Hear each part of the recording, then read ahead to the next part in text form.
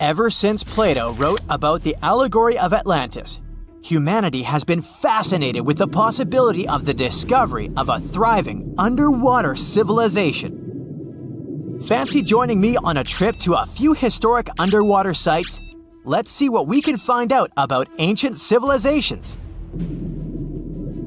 The first one on our list is what is being called the underwater Stonehenge. Scientists have recently discovered a mysterious pile of cairns that stretch for miles under the shimmering waters of Lake Constance at the borders of Switzerland, Germany, and Austria. Archaeologists began to explore the site back in 2015, and they haven't been able to understand yet what it was actually used for. What they do know is that there is a 12-mile line of 170 human-made stone cairns under Lake Constance. Scientists say this was most likely the result of a combined work of several villages. The cairn site was probably used for some collective purpose. The formations are huge. Some of them are several dozen feet wide. The most amazing discovery so far is that the site dates back to around 5,500 years ago. Now, what were we humans doing back then? We were living in the prime years of the so-called Stone Age. We were beginning to make artifacts from stone and use them to hunt and eat. Can you imagine what a knife and fork might have looked like back in those days? It's no coincidence that scientists call this site the underwater Stonehenge, though. Both sites are believed to have been built around the same period of time. You see, Stonehenge dates back to around 3,100 BCE. Both sites carry the distinct characteristic of stone monuments built in a circle. Not to mention the fact that scientists also haven't figured out why on Earth our early ancestors would feel the need to build a monument such as Stonehenge. Well, the mystery of Lake Constance hasn't been solved yet. Who were the Neolithic people from this area? And for what purpose did they go through such an amount of work and effort to build this huge stone site? Next, we're taking you on a tour of the Ryukyu Islands just off the coast of Japan. You're diving deep down to an archaeological site. But I should warn you, the waters of the Pacific Ocean are far from smooth. It doesn't take long before you see a huge structure, thanks to the sunlight shining down on the seabed. At first, it looks like Machu Picchu's ruins located across the globe in Peru. As you approach the site, you slowly figure out its forms. A pyramid-shaped structure, arches, staircases. It's something that could have easily been a palace or a castle. Could this be a sign of human activity? What you've just seen is known today as the Yanaguni Monument. It also goes by the name of Japan's Atlantis. The entire monument is about the size of 5 soccer fields and the height of a 5-story building. Its most surprising feature is its expanse of terraces. Explorers and scientists believe that Yanaguni might be 10,000 years old. But whether it's a human-made structure or a natural formation is still under debate. For Japan's top marine geologist, Professor Masaki Kimura, Yanaguni is the heritage of a lost civilization. Kimura has dived to the bottom of the ocean to explore the ruins over 100 times over the past 10 years. According to him, there are clear signs of human activity down there. On the monument's surface, there is a triangle-shaped concave that is a historical symbol of water fountains in the region. There's also a giant turtle carved on the eastern side of the structure. And, according to Kimura, turtles have an important cultural meaning. Several pieces of stone tools have been recovered from the site. Their estimated age is around 10,000 years. However, not all scientists support this theory. For many, Yanaguni is the result of thousands of years of erosion. The fact that the monument is composed of one massive rock leads them to believe it's not human-made. The defined edges and flat surfaces resemble a natural formation in Northern Ireland, known as the Giant's Causeway. The basalt columns look like the ruins of a palace, but they're actually the result of volcanic activity in the region. Now, you're flying to the coast of Greece, 4 hours away from Athens. More specifically, you're in the Peloponnese Peninsula. You dust off an old snorkel and head for a free dive on a bright sunny day. Sometime into the dive, you start noticing patterns on a seabed. 13 feet below the surface, outlines of familiar objects start to appear, one by one. As you continue swimming, what looks like the outline of an entire city emerges in front of your eyes. Are you wondering how water could have taken the whole city? Rocks are perfectly aligned into what appears to be the foundation of a building. This is Pavlo Petri, an ancient city you've probably heard about for the first time. It was discovered by Nicholas Fleming, a British oceanographer, when he was on vacation in Greece. He had heard rumors about Pavlo Petri's existence and indeed found several artifacts on the seafloor. He went back to the area a year later with the team. They found a site filled with pots, storage vessels, and tools. A kernstone, for instance, is a tool used for grinding grains and turning them into flour. Multiple amphoras indicate that this settlement dates back to the Bronze Age, 5,500 years ago, when people started living in towns. The settlement is believed to have existed for over 2,400 years. Today, Pavlo Petri is considered the oldest submerged town ever discovered, and what's impressive is that it wasn't a simple village. It was a vibrant port city with stone buildings, a marketplace, streets, and even squares. The next stop on our voyage is one of today's most famous underwater cities that has been turned into an archaeological park. The city of Port Royal in Jamaica exists only below the surface, but in 1692 it was one of the wealthiest cities in the Western Hemisphere. Port Royal was the center of the British Empire at the time and an important trade city that attracted people from all over the region. It was also home to real-life pirates of the Caribbean. On the morning of June 7, 1692, the people of Port Royal met a different fate than they had probably expected. The city woke up shaking. People were thrown out of their beds by the power of a massive earthquake, ranking 7.5 on a Richter scale. One survivor said he had seen Earth opening up and swallowing the whole town. What he said could be true, as the city was mainly built on sand. The ground swallowed buildings, roads, you name it. Geysers erupted, and finally, waves as big as 10-story buildings hit the city. About 33 acres of the city disappeared under the water. Amazingly, most of its 17th century remains are still in good condition under 40 feet of water. Archaeologists have found taverns, storage rooms, kitchens, and recreational buildings used for diverse purposes. You can also see a grand lion statue, a submerged bridge, and many picturesque arches. Of course, I saved the best for last: India. Just off its coast lies another sunken marvel. A site known as the Lost City of Cambay is located in the Gulf with a similar name. It remained undiscovered until 2001, when the National Institute of Ocean Technology made a routine water assessment. With the help of sonar technology, which sends a wave sound to the bottom of the sea, they found something far beneath the surface. Images showed well-defined geometric shapes spread along a 5-mile stretch. The remains date to more than 9,500 years ago, meaning this civilization was lost at around the end of the Ice Age. Debris recovered from the site included construction material, pottery, beads, sculptures, and even bones. Scientists argue whether these artifacts are indeed from the site, but if they truly are, then the lost city of Cambay might be the oldest civilization in the world. Hello, Brightsiders! Do you know where the deepest place in the world is? I think it's in the Pacific Ocean, near the Philippines and Papua New Guinea. It's the famous Mariana Trench. So let's take a tape measure, a very long one, and attach its end to the boat on the surface. Now we hold our breath and jump in the water. Fish and marine animals swim by. We descend lower to the depths and into total darkness. And after several hours, we reach Challenger Deep.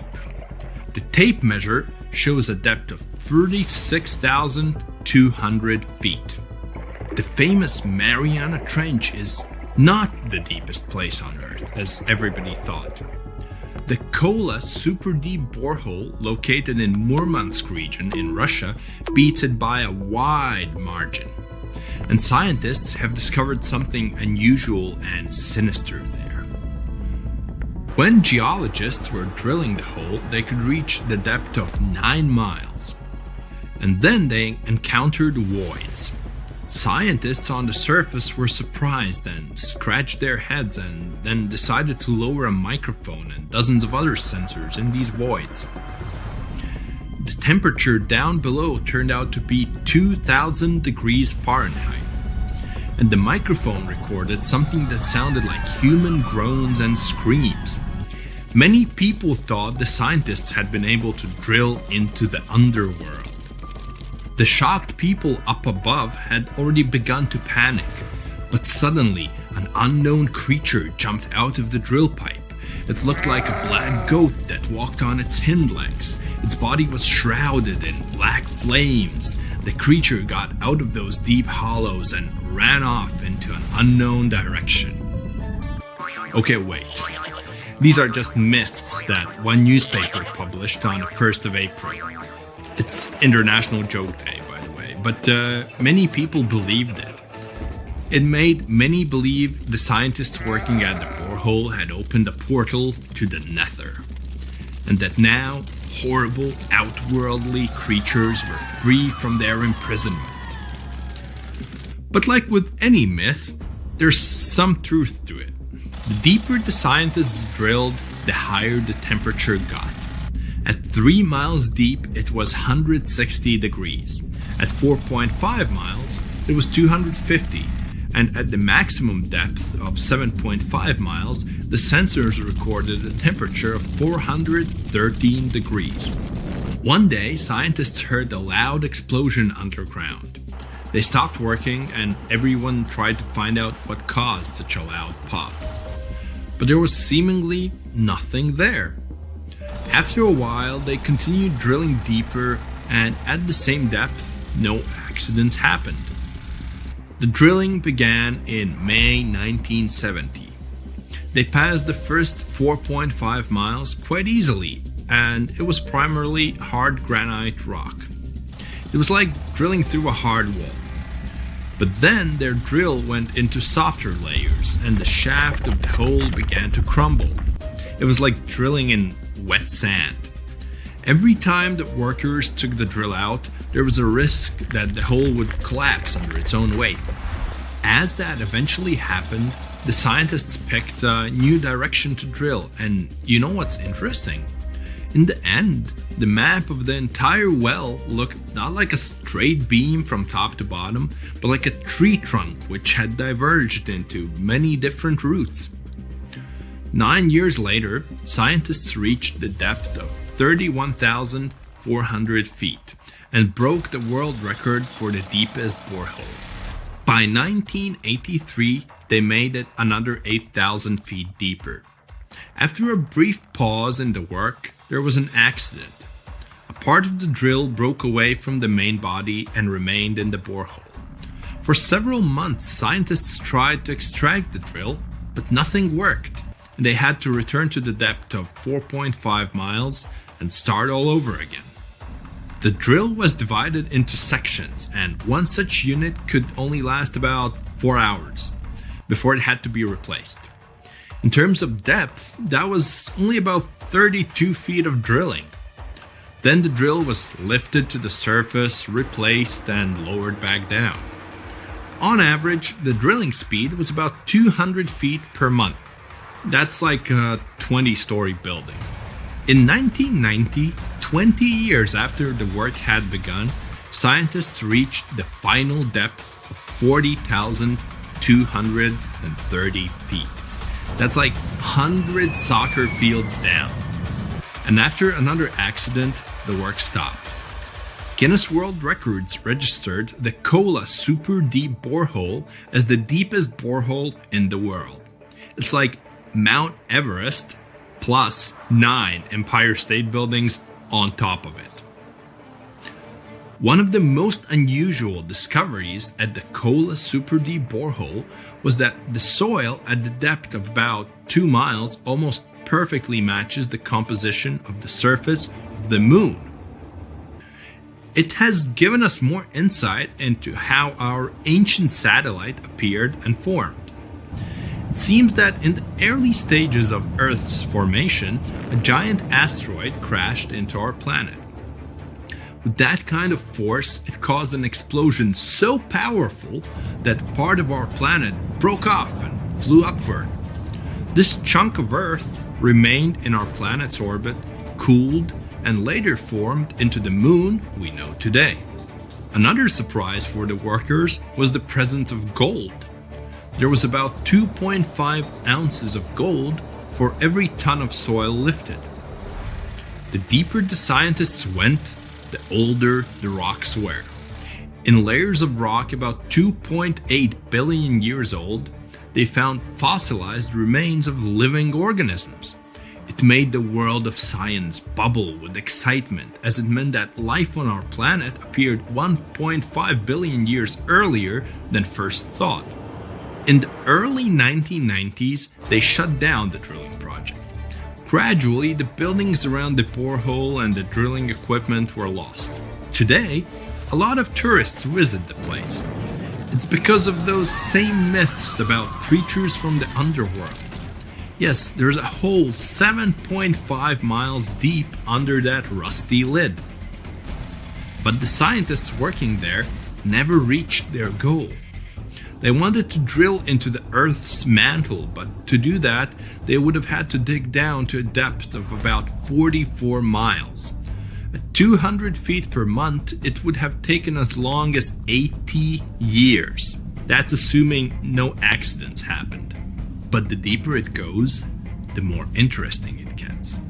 A few years ago, they found a massive amount of water deep underground. Somewhere up to 370 miles down, there's a substantial ocean billions of years old, and the amount of water there is several times greater than in all the oceans, seas, and rivers combined on the surface of Earth. The water there is at a scorching 2,800 degrees Fahrenheit, but because it's under a tremendous pressure, it doesn't evaporate. It's encased in a crystalline structure of minerals. This ocean was formed in the early stages of our planet's development, when there was only hot lava and debris of space bodies around. But the most exciting thing you can find by drilling is living organisms. They've been there in isolation for billions of years, and they can give us clues as to how life came into being in the first place. Scientists in Antarctica have created a similar borehole. An entire lake half the size of Lake Ontario was discovered under the thick ice. The amount of water in this lake is only 3.5 times less than in the Lake Baikal, the largest lake on Earth by volume. The ice that hides this lake is at least 20,000 years old, and the water beneath it has been isolated from the outside world for about 15 million years. While drilling, scientists lifted a chunk of ice from deep down below and found an unknown bacterium on it.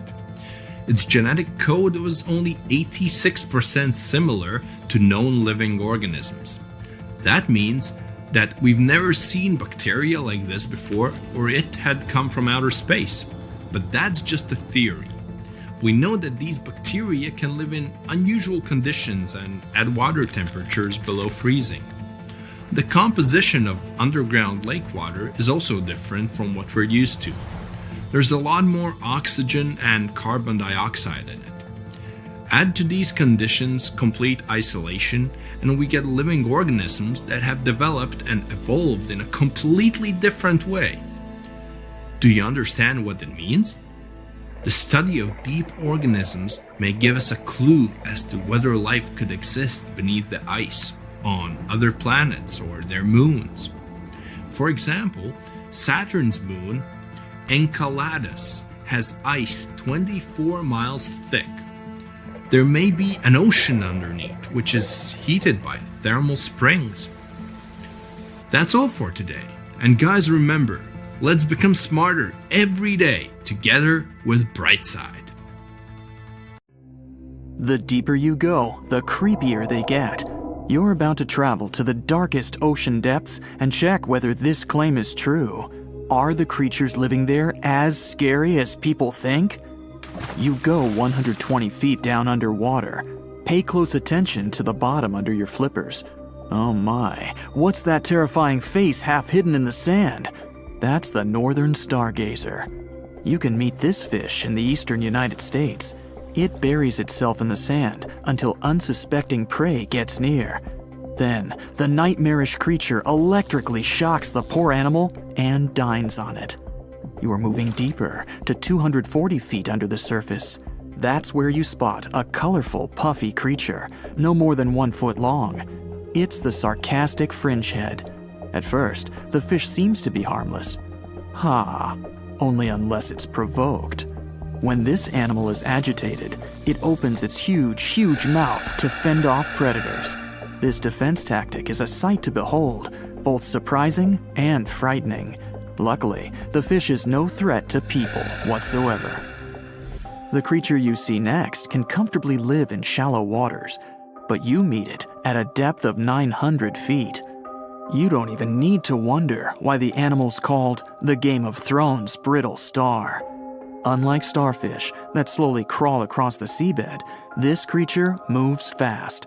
It wriggles its long, flexible arms to get from point A to point B. Its body is protected by a hard calcium carbonate shell. Also called snake stars, these creatures are tiny and easily fit in nooks, cracks, and small crevices in rocks. At a much greater depth of 2,000 feet, you come across the giant squid. For a long time, it was thought to be a creature from legends rather than a real animal.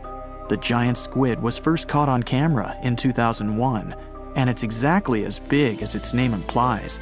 The creature's eyeballs are the size of soccer balls, and the squid itself can weigh up to 600 pounds. Almost 3,000 feet below the surface, you get spooked by another creepy-looking animal. It's somewhat red and rather small, no longer than 1 foot long. As you approach the creature, it looks rather docile, or maybe just indifferent. The vampire squid, that's the animal's name, looks like an umbrella with tentacles. It doesn't even produce ink, so you leave it alone. Soon after that, at a depth of 3,200 feet, you meet the cookie cutter shark. This creature is a parasite. It attaches itself to big fishes, dolphins, whales, and sometimes even people. Then, using its neatly arranged serrated teeth, it gouges out cookie-sized pieces of meat. This nasty glowing animal doesn't grow larger than 20 inches and lives in the ocean twilight zone. At a depth of 3,300 feet, the light becomes a rare and valuable thing. The animals living that far away from the surface have to evolve unusual features to survive. That's how the barrel-eye fish ended up with a transparent head and 2 super-sensitive barrel-shaped eyes. Right now, pretty much like always, they're pointed upward, allowing the fish to see potential prey and you. Almost 4,000 feet below the surface, you see something droopy and saggy. The blobfish doesn't have a skeleton or any muscle. Its jelly-like flesh lets the creature survive incredible water pressure. Despite its appearance, the blobfish is an ambush predator. It usually lies very still on the bottom, waiting for unsuspecting prey to swim by. You go a bit deeper and spot a creature that looks particularly ghastly. The goblin shark senses prey with its snout. The creature's terrifying jaws are attached to elastic ligaments. When some animal comes too close, the shark catapults its mouth forward to catch it. If your mouth could do the same, you would be able to eat things dangling 7 inches away from your face. Even deeper than that, at 5,000 feet, you notice another member of the shark family. The frilled shark looks like an overgrown eel, but its gills are lined with red fringe at the edges, hence the name. The creature's horrifying mouth has 25 rows of razor-sharp backward-facing teeth, 300 in total. The shark prefers to hover in the water, waiting for its prey to come closer. Then, it charges at it like a snake. Suddenly, you see something glow brightly like an electric bulb. But after coming closer, you recoil in horror. The creature looks like an upgraded eel equipped with oversized teeth. That's the deep-sea dragonfish that can live at a depth of 6,000 feet. Chemical processes going on inside the fish's body produce an eerie red glow. This glow is used to communicate with other fish. At the same depth, you meet another deep-sea inhabitant. Its most prominent feature is its huge mouth. Thanks to it, the gulper eel can swallow its prey whole.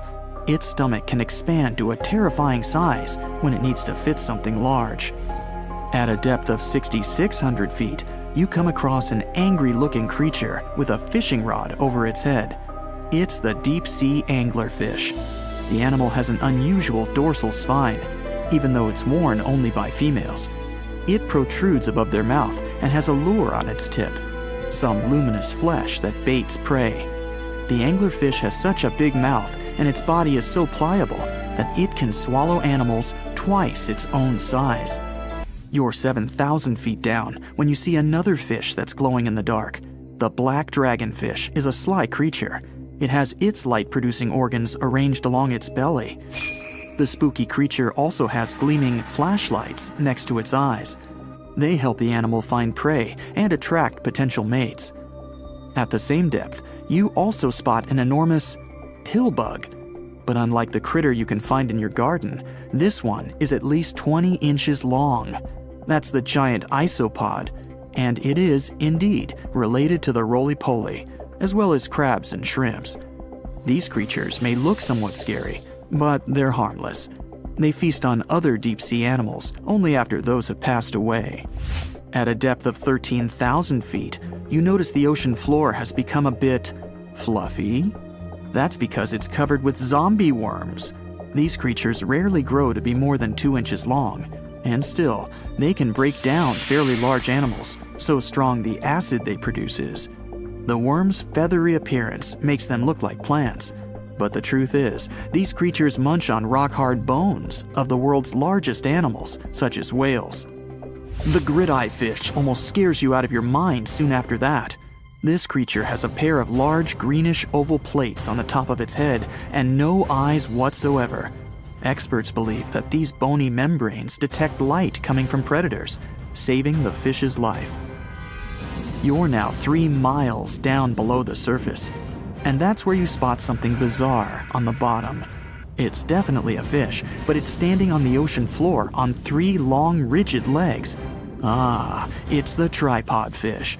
Curious rather than scary. This creature has adapted to the almost complete darkness by giving up on its vision. It has to rely on vibration and touch to sense prey. And then, the fish uses its fins as hands to transport food directly into its mouth. You don't have time to go any deeper before you spot the faceless fish. This slightly off-putting creature has no eyes, and its mouth, smiling a Mona Lisa smile, is underneath its body. For the first time, the faceless cusk, which is the creature's official name, was seen more than a century ago. The next time it happened was only in 2017. Once you've reached a depth of 6 miles below the surface, you see deep-sea cucumbers. These bizarre creatures are much bigger than their shallow water relatives. They spend most of their time on the sea floor. But if they need to escape predators, they are able to swim away. Deep-sea cucumbers have bright purplish coloring, tiny feet, and tentacles that surround their mouths. Cute. The question is, why do these deep-sea creatures look so scary? Life is very different there, at the bottom. Tremendous water pressure, a lack of food, and constant darkness. You have to adapt to survive in such extreme conditions. There is a place deep in the ocean where pressure is 1,000 times stronger than that we're used to at the surface. This force is enough to turn an unprotected human into dust instantly. Well, maybe more like mud. Anyway, that's why explorers need some serious preparation and equipment to survive in such extreme conditions down in the Mariana Trench.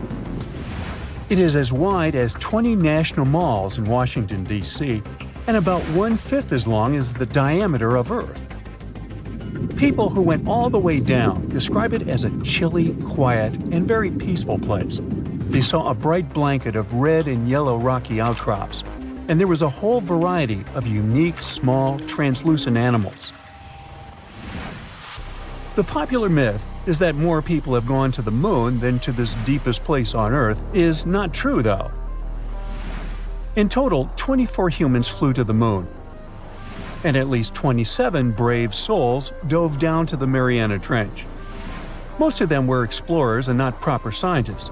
They just go there for the thrills and also to collect video evidence of different wildlife, geological formations, and human-made objects. Humans started traveling around space and into the ocean depths at around the same time. The first moon landing was in 1969, and the first person to go down the Challenger Deep, the deepest part of the Mariana Trench, did so in 1960. This unusual location got its name after the British ship HMS Challenger, which first located this massive drop in the ocean floor at the end of the 19th century. It would take 8 more decades before the first human went down to it. Explorers didn't manage to do it in a conventional submarine. They used a type of submersible called a bath escape. The Swiss oceanographer Auguste Piccard designed his own in 1953. 7 years later, the submersible managed to do the impossible. It had reached a depth of nearly 36,000 feet.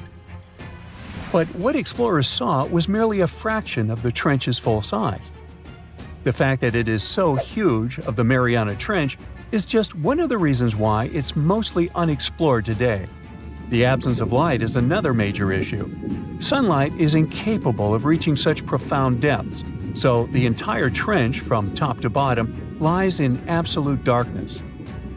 Because of such conditions, the ecosystem is a lot different than the shallower regions of the Pacific.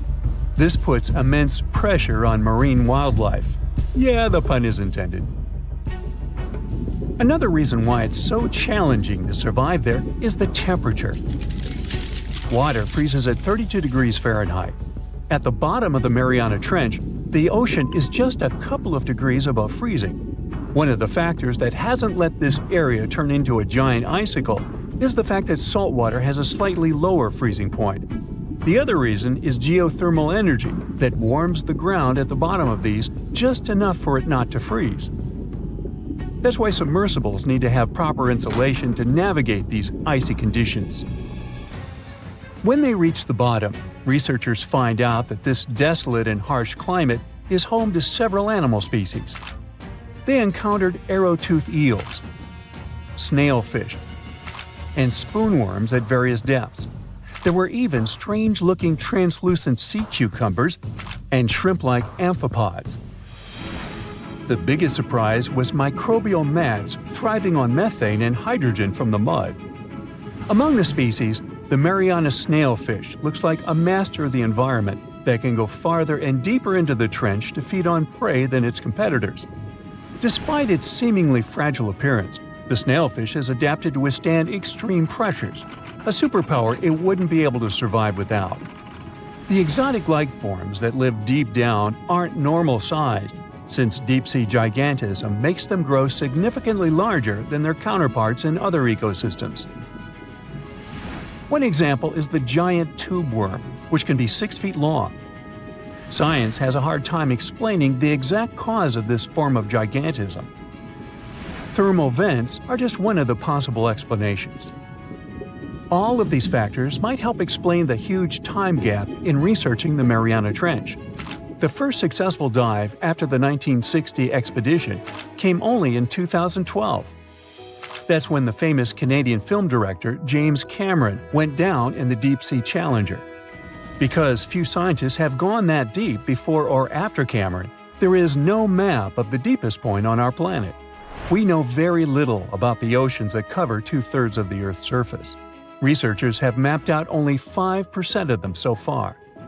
Science still has a lot to discover in the Mariana Trench and other unexplored places on our planet. The Amazon rainforest stands as the best example of the world's most unexplored regions. The list of reasons why this part of South America is unknown starts with its wildlife: jaguars, anacondas, piranhas, black caimans, and Brazilian wandering spiders are just some of the creatures that pose a risk for researchers. Relentless year-round rainfall induces heavy flooding. Add to all this some treacherous river currents, and you can see why scientists have mapped such a small percentage of the Amazon to date. In just one region of Brazil, near Peru, there are at least 14 tribes that have never had contact with the outside world. The national authorities intend to keep it that way. Isolation of these indigenous people is the best way to protect their future. The same goes for a remote island in the Indian Ocean. After the tragic tsunami of 2004, helicopters flew over North Sentinel Island to make sure its inhabitants were alive and well. Meanwhile, the Sentinelese weren't thrilled. They took up bows and arrows to drive away the unwanted visitors. This tribe is one of the last uncontacted tribes on Earth. Although anthropologists and filmmakers visited the island in the late 1960s, we still don't know much about its indigenous population. It sits a long way off any shipping lanes in the Bay of Bengal. North Sentinel has no natural harbor, and it's surrounded by a shallow reef. This makes access to the island possible only by boat. The Indian officials who lay claim to the island have prohibited outsiders from visiting the island for safety reasons. The estimates on how many people inhabit the island vary significantly, from as few as 15 to as many as 500. The island is not tiny. It's about 5 times as big as London's Heathrow Airport. Apart from occasional contact during the past 2 centuries, the Sentinelese must have been isolated for a long time. They are related to other indigenous groups in the Andaman Islands, but their neighbors cannot understand a word of their language. The continent of Antarctica has no permanent human settlements at all. The only people who periodically live there are international scientists. This vast expanse of ice and snow, roughly the size of the United States and Mexico combined, still has many regions where humans haven't set foot. Satellite imagery and photos that NASA's aircraft made from the air have mapped out the entire continent. So we know where to go, but it's not that easy. The reason for this are all the adjectives that go with Antarctica. It is the coldest, windiest, driest, and brightest of the 7 continents.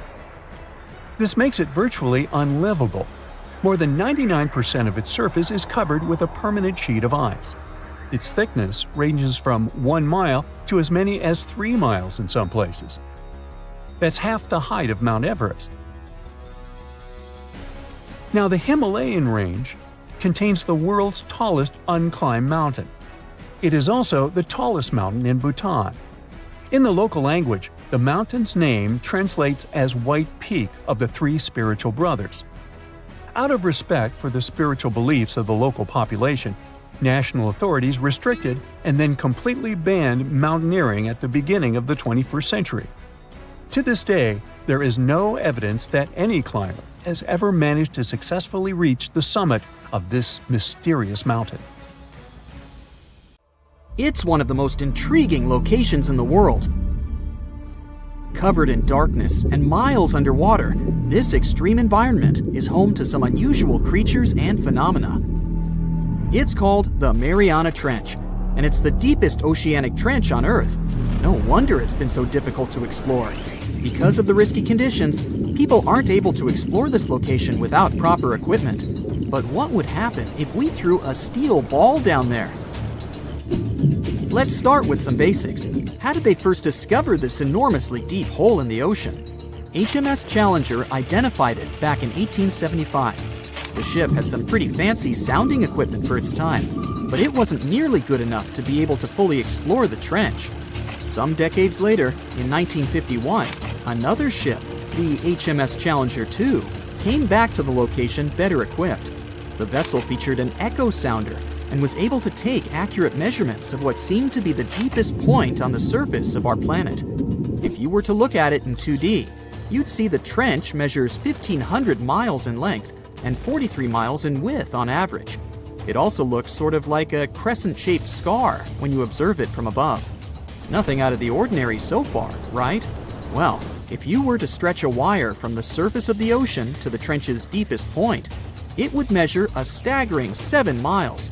If we were able to physically move Mount Everest, which is the Earth's tallest mountain, to cover the Mariana Trench, it still wouldn't be enough, falling short by about a mile. Because the Mariana Trench is so deep, it's almost completely covered in darkness, as light can barely get through to such extreme distances underwater. The temperature isn't any friendlier either, just a few degrees above freezing.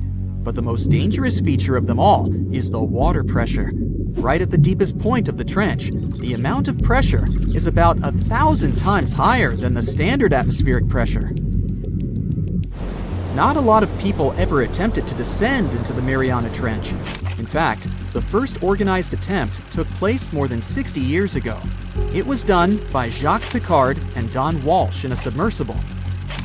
They only spent about 5 hours on their descent and a mere 20 minutes at the bottom. Alas, they weren't able to take any pictures. Until these two scientists were able to descend, specialists believed there was little to no chance that life could exist down there, given the conditions, most notably the extreme pressure. But while at the bottom, the submersible's floodlight caught sight of a creature. It was a very flat one indeed. As you can imagine, resources here are very scarce. What kind of creatures live down here? And how do they survive, given the harsh environment? Surprisingly, there is quite an abundance of wildlife living in the Mariana Trench. Some of these creatures fall back on chemicals to survive, like methane or sulfur, while other kinds of fish nibble at the marine life that's, well, weaker than them on the food chain. The most common creatures found here are xenophyophores, amphipods, and small sea cucumbers.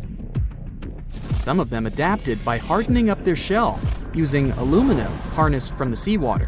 Smaller creatures, like microbes, adapted by feeding on the chemicals emitted when the seawater hits the underwater rocks. They consider the Mariana snailfish the rock star of the area in terms of wildlife. They're small, ranging from 3 to 9 inches, translucent, and lacking any scales. But they're the top beast of prey in the area. It's no wonder some people started to believe that the ancient Megalodon might still be living here. What was a Megalodon, you might be wondering? It was the largest predator ever known in our planet's history. Basically, the biggest and nastiest shark ever to have lived. Scientists believe it's been extinct for quite some time, and the idea that it might still be hiding in the Mariana Trench doesn't have a lot of supporting information. The Megalodon would have needed to learn to navigate in complete darkness. It would either have to be bioluminescent or evolve to have massive eyes. More so, because of its school bus-like size, the Megalodon would have needed a lot to eat. Microbes and small snailfish just wouldn't have done the trick. If a steel ball were to be dropped in the trench, what would be its effect on it? Would the ball be strong enough to sustain such pressure? Let's look at the science here. If we assume it's a solid steel ball, the pressure found at the bottom of the trench wouldn't be enough to really affect it and cause permanent damage. It would take it a solid 12 minutes to reach the bottom of the ocean, though. What about the temperature? Well, it turns out that the difference in temperature on the surface and at the bottom of the trench is quite impressive, a difference of about 86 degrees Fahrenheit. So, it would cause the ball to shrink a bit, but yet again, once the ball returns to the surface, it would simply come back to normal. Should the ball get stuck there, there's another interesting question to answer. Would corrosion affect it? Corrosion of steel is highly dependent on the amount of oxygen in the water. The amount of oxygen dissolved in water remains constant at depths greater than 3 miles. I'll spare you the math, but it would take more than 10,000 years for the steel ball to completely rust under the sea. I can't help but wonder, though, what would it take us humans to be able to survive at such extreme depths? Let's look at what was used in the past to explore this mysterious location. A little thing called syntactic foam. Why? because it's the only material that can both float and resist the amount of pressure found here. Without this sort of protection, our lungs would rapidly collapse here. More so, the pressure from the water would push liquid into our mouths, replacing the much-needed oxygen with water. Then, there would be the much-needed ability to be able to come back to the surface, should anything not go as planned. One of the vessels that went for a deep dive here had 1,000-pound steel weights attached to it, so it would ensure its sinkage.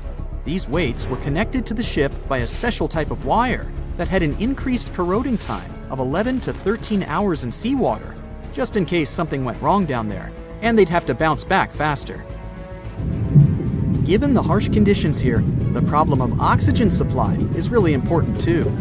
Any vessel looking to descend into the Mariana Trench again would need to consider some sort of device that can recycle the air in order to reduce the amount of oxygen that needs to be transported down there. And the last, but definitely not the least of all problems, would be electricity. There surely isn't a power socket down there for you to charge your phone. So, there needs to be enough battery life to support all the necessary equipment, communication, oxygen supply, lighting devices, and so on. None of these problems seem to be quite the challenge anymore, since, as of recently, you can buy a tour of the Mariana Trench. 3 lucky individuals were part of such a project back in 2020. They were submerged in a 3.5-inch thick titanium sphere. This ensured that they didn't feel any pressure changes and physiological stresses whatsoever. Each of the guests took part in an individual trip that had an estimated length of about 14 hours. The descent itself took over 4 hours. Once they reached the bottom, they got the chance to witness some of the most extraordinary creatures on the planet. Then it was time to start the 4-hour ascent back to the surface. If you could dive right into the mysterious darkness of the ocean depths, who knows what you'd come upon? Legends that are hundreds of years old mention some giant sea monsters hiding deep down below the ocean waves, like the Kraken, the Loch Ness Monster, the Hydra, Leviathan, and so many more.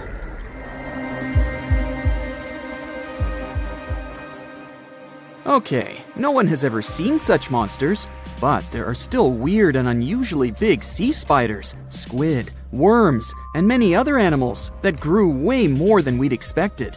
Take a look at the colossal squid from sub-Antarctic waters.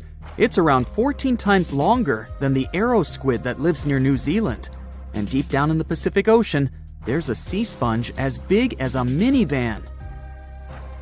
Oceans contain about 96.5% of all water on our planet. Up to 80% of all life on Earth we've discovered is under the oceanic waves. We haven't explored, mapped, or even seen more than 80% of the ocean. In fact, we've mapped Mars better than we have the ocean bottom. The pressure down there is insane, and it would make you feel like you're holding up almost 50 jumbo jets. And temperatures at such depths are extremely low. Conditions deep below the oceanic surface are harsh, so creatures that live there need to adjust. That's why many of them grew very, very big to survive. Creatures that live in cold, dark depths are so big because of a phenomenon called deep sea gigantism. The deeper you go below the oceanic surface, the less sunlight there is. That's why the temperatures drastically fall. The result of this is increased cell size and longer life of creatures. Also, these creatures don't have as much oxygen as the marine animals that live in shallower parts, and their food sources are minimal. Much of the food they get comes from shallower waters, and only a little bit trickles down to the deeper parts. And when there's not enough food, being large is an advantage. Larger creatures can move farther and faster to find something to eat. Their metabolism works slower. They don't digest the food that fast, so they can store food and conserve energy for hard times when they can't find anything to eat. They don't need to regulate their body temperature either, which also helps them save some energy, which they can then transfer to other body processes. They mature more slowly and later than those living in shallow waters. The majority of fish species that dwell in deep waters live 30 years or even more. Orange ruffy fish, on the other hand, live up to 150 years. This fella grows 24 feet in length and weighs up to 1.5 tons. But it grows to be so big for centuries. They start looking for partners when they're 150 years old, and they can also live this long because there are not so many predators at such depths. Also, there are no humans or other things that can disturb them or endanger their existence. At such depths, the environment is pretty stable, so many animals there are like living fossils, because they probably haven't changed in millions of years. The first 650 feet of the ocean's depth are considered to be the open ocean. The majority of the marine life we've discovered lives there, since that's the area the sun can still reach. And then, as you continue going deeper, you reach the twilight zone. It seems like nothing lives there. But at about 820 feet, you see a small oasis of ancient life blooming. For example, there are sea lilies, animals that have been living at such depths unchanged for millions of years. Coelacanths, another living fossil, have been living in the ocean for more than 360 million years. Hagfish haven't changed in a very long time either, for over 300 million years. This creature lives at depths of 5,500 feet. They evolved before the rest of the vertebrates, which is why this is the only living animal without jaws or a spine, even though it still has a skull. Deep-sea creatures can't survive in shallow waters. They've evolved to live in depths under bigger hydrostatic pressure. Humans and other organisms that have internal spaces filled with gas would end up crushed if we could go to such depths. That's why deep-sea divers always need to wear special dive suits designed for surroundings with higher pressure, even though they're not going that deep to the areas where these giants live.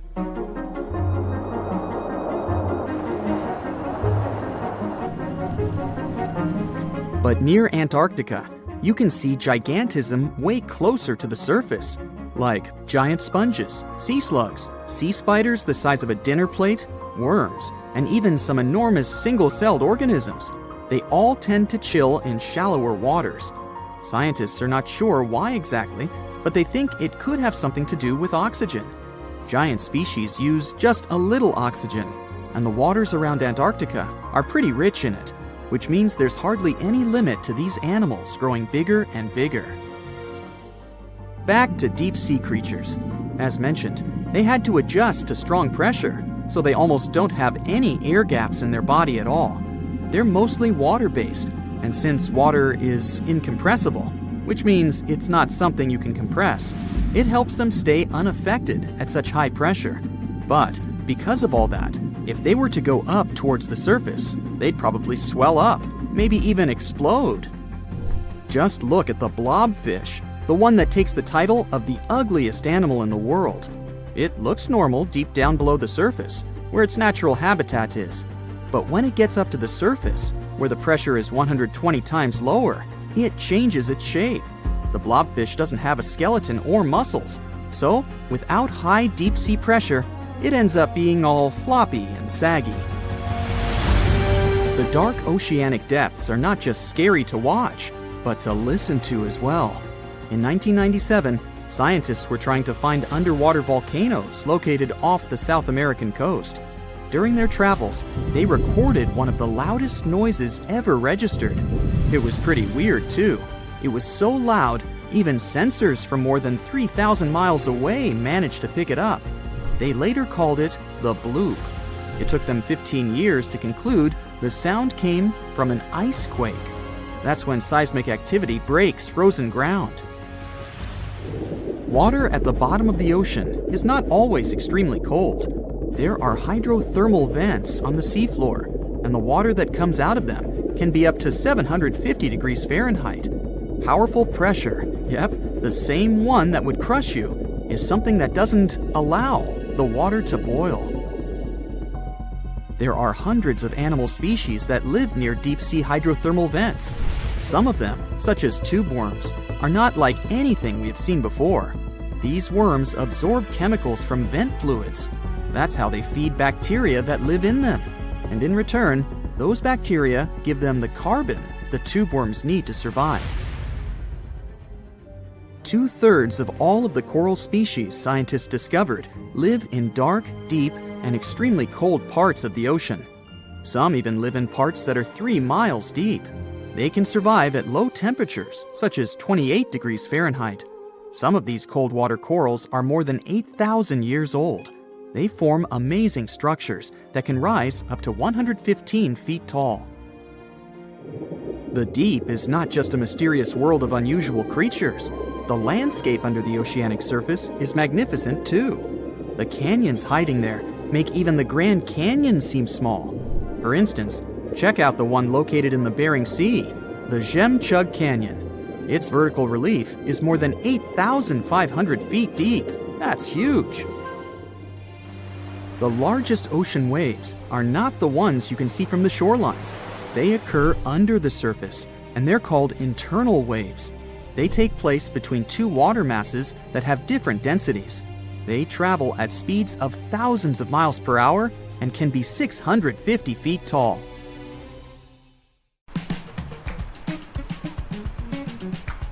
Can you swim? Good.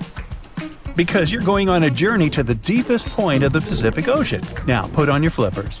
The very bottom of the Mariana Trench is awaiting. Now get in the water. Really, come on. All right. 1 foot underwater. That's the depth you can swim with no special gear like a mask. Hey look, must be some tourists. Or whales. 10 feet underwater. That's a little deeper than the public pools and beaches around the United States. You can see colorful fish and even phytoplankton that feed on the sun's rays. 26 feet down. This is the depth at which the foundations of the floating city of Venice in Italy stand. Builders laid columns at that depth on which they later built houses and streets. 30 feet underwater. You start to feel a lot of pressure. When you're on the surface, you're under atmospheric pressure, 15 pounds per square inch. But here, at 30 feet, that pressure is doubled. All the air pockets in your body, like your lungs or ears, begin to compress from this pressure, giving you discomfort. But no worries, your organs are soft and elastic, so you can keep diving. 40 feet underwater. Oops, you're running out of air. An average person can hold their breath for 30 to 90 seconds. The current record is an incredible 24 minutes and 37 seconds. Gasp. Okay, you'll need some diving equipment to continue your descent. There you go. Thank you very much. Tourists dive to this depth to look at reefs and corals. You don't need special skills for that, but you can't dive any deeper without training or a license. 45 feet down. Be careful. There's sharks swimming here looking for food, like you. Sometimes tourists descend to this depth in a safe cage to see the sharks up close. You're better off staying away from these predators and not attracting their attention. So make sure you're not wearing any bright and shiny jewelry. Sharks love that kind of thing. 62 feet underwater. You could see the Aquarius Reef Base Lab in Florida at this depth, if you were in Florida. It's really an entire building with rooms for exploring the seafloor, accessible through a hatch. 105 feet down. You see a strange bell hanging from a chain. People used to use these things for deep diving about 400 years ago. They'd lower a bell on chains with divers inside from a ship. There was enough air inside the bell for them to breathe. That way, they could explore sunken ships with treasures. 140 feet. At this depth, you could find an entire sunken city in Qianda Lake, China. You can still see streets, houses, and temples there. 330 feet. Whoa! You almost hit a huge blue whale. How could you miss it? These guys, the size of 2 train cars, usually dive to that depth. Shh! Let's listen to them sing for a while. It's beautiful. Now, let's keep going. 660 feet. This is where most of the ocean life ends. Sun rays hardly penetrate any deeper into the water. Everything below are unusual fish like this angler. They have such an unusual appearance because they have to adapt to the high pressure here. 702 feet underwater. This is the last mark where you'd see a human without diving equipment. This man holds the title of the deepest man on Earth, and he's the only one who has managed to get to this depth. The water pressure on his body here was 20 times greater than that on the surface. 985 feet. Ooh, what was that sound? Whoa, that's a submarine. That's the maximum depth they can dive to. Some of them can reach speeds of 26 miles per hour. Fun fact, an ostrich can run twice as fast, but she can't swim. 1,090 feet. Say bye to this scuba diver. You won't see them any deeper than this. The world record was set in the Red Sea. It only took the diver 12 minutes to reach this depth, but it took him a whole 15 hours to return to the surface to avoid decompression sickness. So now you get an atmospheric deep diving suit. It's completely sealed, and you won't feel the insane water pressure on your body in it. 1,454 feet. If you stuck the Empire State Building in the water, its tip would be here, and all the carpet inside of it would be wet. 2,300 feet down. The water pressure here is 70 times greater than on the surface. The flexible plastic parts of your suit can't withstand that kind of pressure. So here's some urgent delivery. It's an ultra-deep submersible. Now you can continue your dive all the way down. 2,717 feet. Here you'd see the tip of the tallest building on Earth, the Burj Khalifa. All right, who's sinking all the tall buildings around here? 5,387 feet. This is the depth of one of the oldest and deepest lakes in the world, Lake Baikal. Its area is slightly larger than the entire country of Belgium. 8,040 feet. That's the record depth the Perdido oil platform reaches in the Gulf of Mexico. And its above-water part with 3 decks is almost as high as the Eiffel Tower. 11,962 feet. This is the average depth of the Atlantic Ocean. You can see a huge tube as wide as a giraffe's neck. And it just seems to be endless. True, this cable connected Europe and North America and used to serve for telegraph communications. 12,303 feet underwater. Suddenly, in the darkness, you see the outline of a ship. No way! That's the Titanic itself. The intense water pressure would crush a person at this depth. So you can only dive down to the Titanic in a submarine. 13,123 feet. Whoa! Here would be the end of the deepest mine in the world, Imponen Gold Mine in Africa. But you still have deeper places to go. Let's speed up. 20,000 feet. Here you can see the deepest debris of an old ship. The USS Johnson sank more than 70 years ago. You can still clearly see the number 557 on its bow. 26,200 feet. Here, in this total darkness, you'll find the deepest fish in the world, the Mariana snailfish. They're as long as a domestic kitten and have almost transparent skin. Their eyes are poorly developed for vision because the sunlight never reaches this deep. 29,030 feet.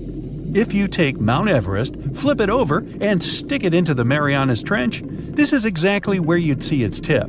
Even though this is the highest point on our planet, you'd still have a lot deeper to go. 35,755 feet down. Here, in the Challenger Deep, you'd still see life. You'd need a microscope for that, though. Bacteria living here feed on organic molecules, similar to oil. A little deeper? Congrats! You've touched the bottom. It's 36,070 feet deep. The pressure here is 1,071 times higher than on the surface. But you're not the first person to have been here. One of the last expeditions to the bottom of the Mariana Trench was in 2012. An American filmmaker descended here in a submarine he designed himself. But the pressure broke some of the engines, so it was hard for him to maneuver here. The sonar was also damaged, and some of the batteries drained. He was in the Challenger Deep for about 3 hours and took many pictures and videos. If you look closely at the bottom itself, you can see bubbles. It's carbon dioxide and liquid sulfur. It's freezing here because of the extreme pressure and temperature close to freezing. But there's still life here in these harsh conditions. The 3 microorganisms are most common here: xenophytophores, amphipods, and small sea cucumbers. There's so few of them because they don't have enough food down here. Usually, there's a lot of palm leaves on the ocean floor, which get there from the land. But the Mariana Trench is 124 miles from the nearest islands. So the only food here is old plankton and fish scales from the ocean's upper layers. But it needs to travel tens of thousands of feet to become food for the bottom dwellers. But can you go even lower into the crust of the Earth? Well then, you'll need to unleash your giant drill and fire up the jet engines. You're pushing another 36 miles through the Earth's crust, and here is its edge. You've entered the upper mantle. It's an ocean of hot lava, 1,800 miles deep. You have to literally swim through this, reaching the outer core, another 1,400 miles deep. Then you reach the inner core, another 755 miles, and congrats! You're at the very center of the Earth. I hate to ask, but how do we get out of here? Well, hey there! We dive back in time and into the oceans over 500 million years ago, just, because we can. Whoa! Watch out! It's not Megalodon or giant sea reptiles you need to look out for here. It's a bizarre, unearthly-looking creature called Anomalocaris. The name means unlike any other shrimp, and I think you'll agree, it looks like a nightmarish cross between a shrimp and a modern-day centipede.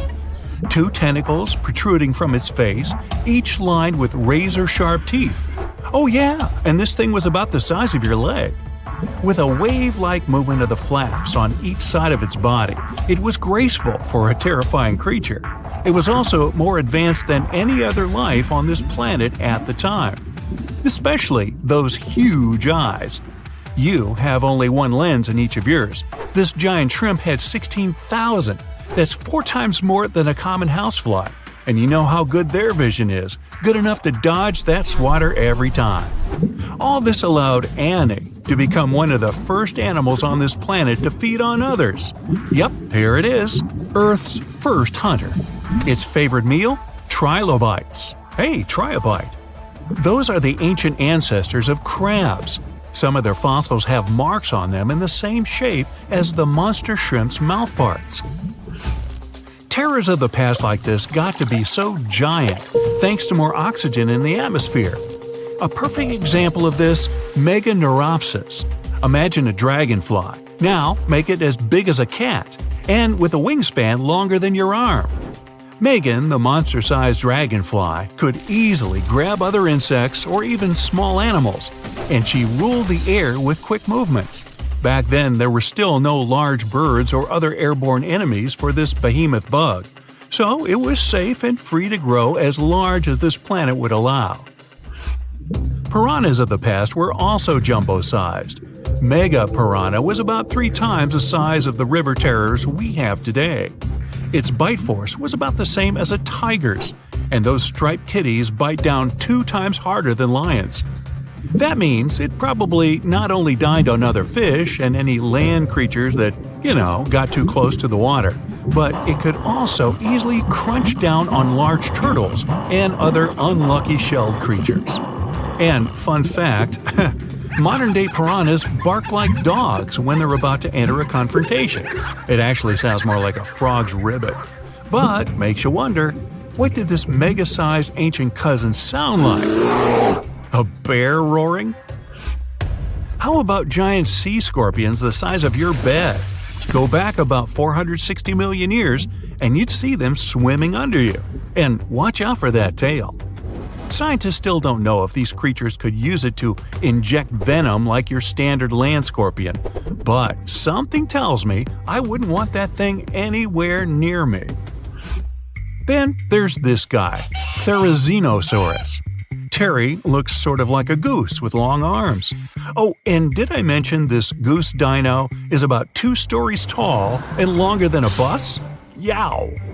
Its arms make the T-Rexes look even more bite-sized, each 8 feet long, almost triple the length of T-Rexes. And on the end, razor-sharp claws the size of your whole arm. Now, don't worry about those lengthy claws too much, though. Terry probably used them to cut through giant termite nests. So, this huge reptilian goose was more interested in eating bugs and plants. Another mega monster for you, Megatherium. The giant ground sloth could look a giraffe straight in the eye and weighed as much as a hippo. It moved mainly on its hind legs and used its massive tail as support. He had huge paws with colossal knife-sized claws. The sloth could use them to defend itself from enemies and to bend tree branches in search of food. But the biggest danger to the giant ground sloth wasn't dinosaurs or saber-toothed tigers. It was our own species. Yep, humans showed up just in time to meet this fellow and to, eat him up. Titanoboa was a terrifying 50-foot snake, as long as the great Megalodon itself. It was also more than 2 times heavier than the heavyweight champion among snakes today, the green anaconda. Crocodiles were a regular on this serpent's menu. Titanoboa could swim 3 times faster than the fastest Olympic swimmer our species has ever seen. It was quicker and more dangerous in the water than outside it. And don't forget the boa part of its name. This massive snake wasn't venomous. Instead, it liked to squeeze. Remember that giant shrimp from earlier? Well, Opabenia looks like its teeny-tiny finger-sized cousin. And instead of 2 toothy tentacles, this thing had a vacuum hose coming out of its face. On the end of that trunk, what looks like a single crab claw. Add 5 eyes and a mouth under its head, and you've got a recipe for something not of this planet. Only it is. This creature used its trunk like an elephant does. Its claw grabbed food from the bottom of the ocean and brought it up to its mouth. This thing is so weird-looking that, apparently, when the scientists who discovered it presented his findings to an audience, they all laughed as if he were joking. Now, a real-life monster, the Tully monster. From a distance, it looks a bit like Nessie, that long neck and teeth-lined jaws. But get closer, and you'll see it's more like a long nose with a mouth attached at the end, like a mosquito. Its eyes are further back, sticking out of tubes all snail-like. Tully was an ancient mollusk, about the size of your forearm. It probably dined on jellyfish and shrimp 300 million years ago. Thylacus smilus will put a smile on your face as long as you don't get too close. No, it's not a relative of the saber-toothed tiger. It was a marsupial, making it more related to a kangaroo than anything. And if you compare them to body size, its fangs were actually longer than a saber-toothed tiger's. And they grew continuously. As for that beard on its chin, that's actually all chin. The lower jawbone grew down to a point under the mouth. Those fangs were rooted to the skull, going way back to its eyes. When the mouth was closed, that bony beard protected the long, sharp teeth from breakage.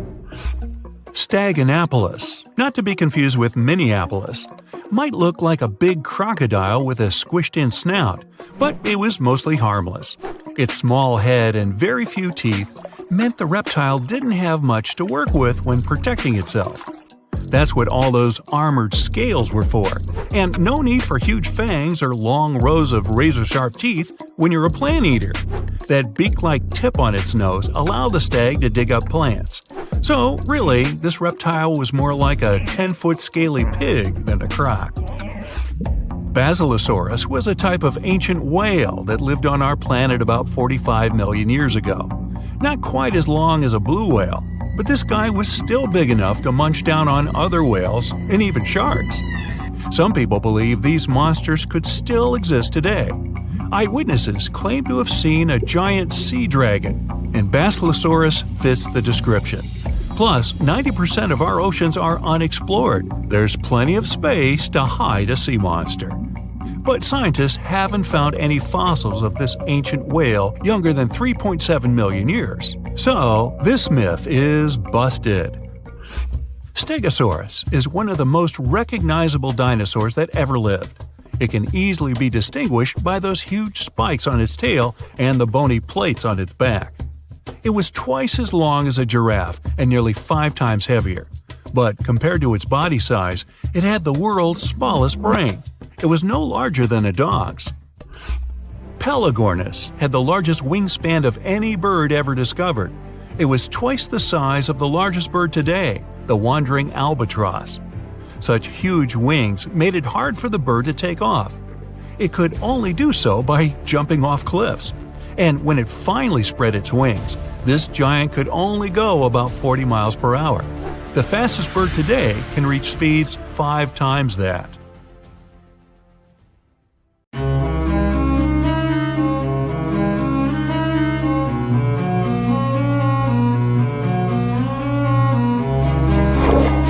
question for you. Do you think Atlantis could be real?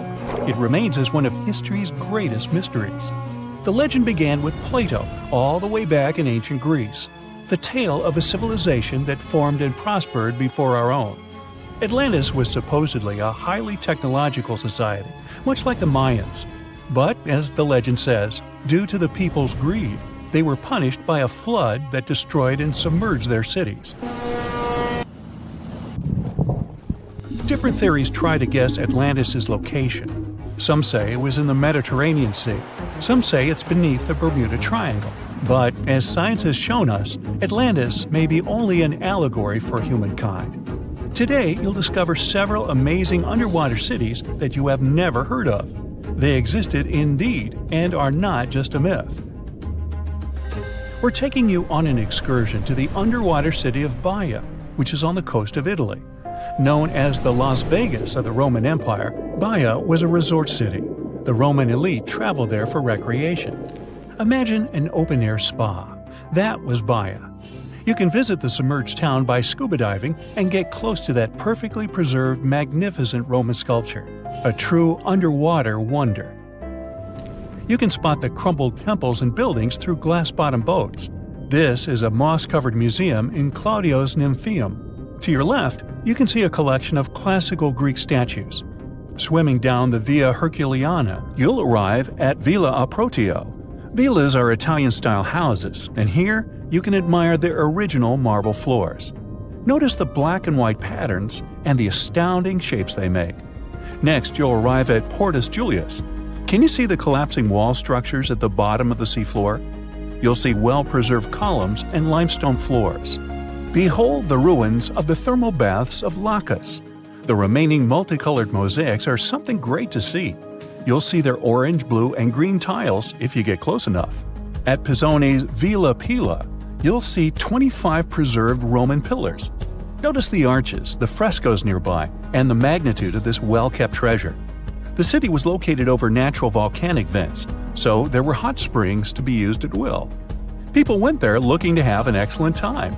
And when I say people, I mean some of the great Roman emperors we learn about in school: Nero, Cicero, Caesar.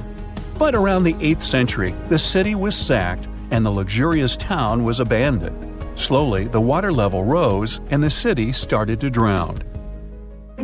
You are on a summer vacation off the coast of Greece, 4 hours outside of Athens, in the Peloponnese Peninsula on Pavlo Petri. You dust off your snorkel and head for a free dive on a bright sunny day. Sometime into the dive, you start noticing patterns on the seabed. 13 feet below the surface, the outline of familiar objects starts to appear, one by one. As you continue swimming, what looks like the outline of an entire city emerges before your eyes. You wonder, how could water have taken the whole city? Rocks are perfectly aligned into what appears to be the foundation of a building. Nicholas Fleming, a British oceanographer on vacation in Greece, was the person that discovered Pavlo Petri. He was documenting the seafloor artifacts. The team found the site filled with pots, storage vessels, and tools. A quern stone, for instance, is a tool used for grinding grains and turning them into flour. Multiple amphoras, which were found then, indicate that this settlement dated back to the Bronze Age, 5,500 years ago, when people started living in towns. The settlement is believed to have lasted for over 2,400 years. Pavlo Petri is considered today the oldest submerged town yet found, and it's impressive that it wasn't a simple village. It was a vibrant port city with stone-built buildings, a marketplace, streets, and even squares. Let's continue our exploration and find secrets in other underwater cities. You are diving off the coast of the Ryukyu Islands. Pacific waters are far from smooth. There's a strong current pulling you into the deep sea. Suddenly, you see a huge structure thanks to the sunlight shining down on the seabed. At first, it looks like Machu Picchu's ruins across the globe in Peru. As you approach it, you slowly figure out its form. A pyramid-shaped structure, arches, staircases. It's something that could have easily been a palace or castle. Could this also be a sign of human activity? What you just saw is known today as the Yanaguni Monument. It also goes by the name of Japan's Atlantis. The entire monument is about the size of 5 football fields and the height of a 5-story building. Its most surprising feature is its expansive terraces that host large crowd gatherings. Explorers and scientists believe that Yanaguni dates back to 10,000 years ago. But whether it is a man-made structure or a natural formation is still under debate. For Japan's top marine geologist, Professor Masaki Kimura, Yanaguni is the heritage of a lost civilization. Kimura has dived into exploring the ruins over 100 times over the past 10 years. According to him, there are clear signs of human activity down there. The Triangle Pool, located on the monument's surface, is a triangle-shaped concave that is a historical symbol of water fountains in the region. There is also a giant turtle carved on the eastern side of the structure. And according to Kimura, turtles have an important cultural meaning. Several pieces of stone tools have been recovered from the site. Their estimated age dates back to 10,000 years ago. However, not all scientists are convinced of the same. For many, Yanaguni is the result of thousands of years of erosion. The fact that the monument is composed of one massive rock leads them to believe that it is not human-made. The defined edges and flat surfaces resemble a natural formation occurrence in Northern Ireland, known as Giant's Causeway. A series of interlocking basalt columns look like the ruins of a palace, but they were the result of volcanic activity in the region. Well, stay tuned for more underwater discoveries. The next stop on our voyage is one of today's most famous underwater cities that has turned into an underwater archaeological park. The city of Port Royal in Jamaica exists today only below the surface. But in 1692, it was one of the wealthiest cities in the Western Hemisphere. Port Royal was the center of the British Empire at the time, and an important trade city that attracted people from all over. It was also home to real-life pirates of the Caribbean. On the morning of June 7, 1692, the people of Port Royal met a different fate than they probably expected. The bars and restaurants beaming with life woke up shaking. People were taken out of bed with the power of a massive earthquake, estimated today at 7.5 on the Richter scale. One survivor says he saw the earth opening up and swallowing the town whole. What he said could be true, as the city was mainly built over sand. The ground sucked buildings, roads, and everyone above. Geysers erupted, and finally, waves as big as 10-story-high buildings hit the city. About 33 acres of the city disappeared underwater, and amazingly, most of its 17th century remains lie in good condition under 40 feet of water. In the ruins, archaeologists have found taverns, storage rooms, kitchens, and recreational buildings used for diverse purposes. You can see a grand lion statue, a submerged bridge, and many picturesque arches. Now, do you fancy a trip to India? Just outside its coast lies another sunken marvel. A site known as the Lost City of Cambay is located on the Gulf of a similar name. It remained hidden until 2001, when the National Institute of Ocean Technology did a routine water assessment. With sonar technology, which sends a wave of sound to the bottom of the sea, they found something far beneath the surface. Images showed well-defined geometric shapes spread along a 5-mile stretch. The remains found dated to more than 9,500 years ago, meaning that this civilization was lost at around the end of the Ice Age. Debris recovered from the site included construction material, pottery, beads, sculptures, and even bones. Scientists argue whether these artifacts are indeed from the site, but if they truly are, then the lost city of Cambay would be the oldest civilization in the world.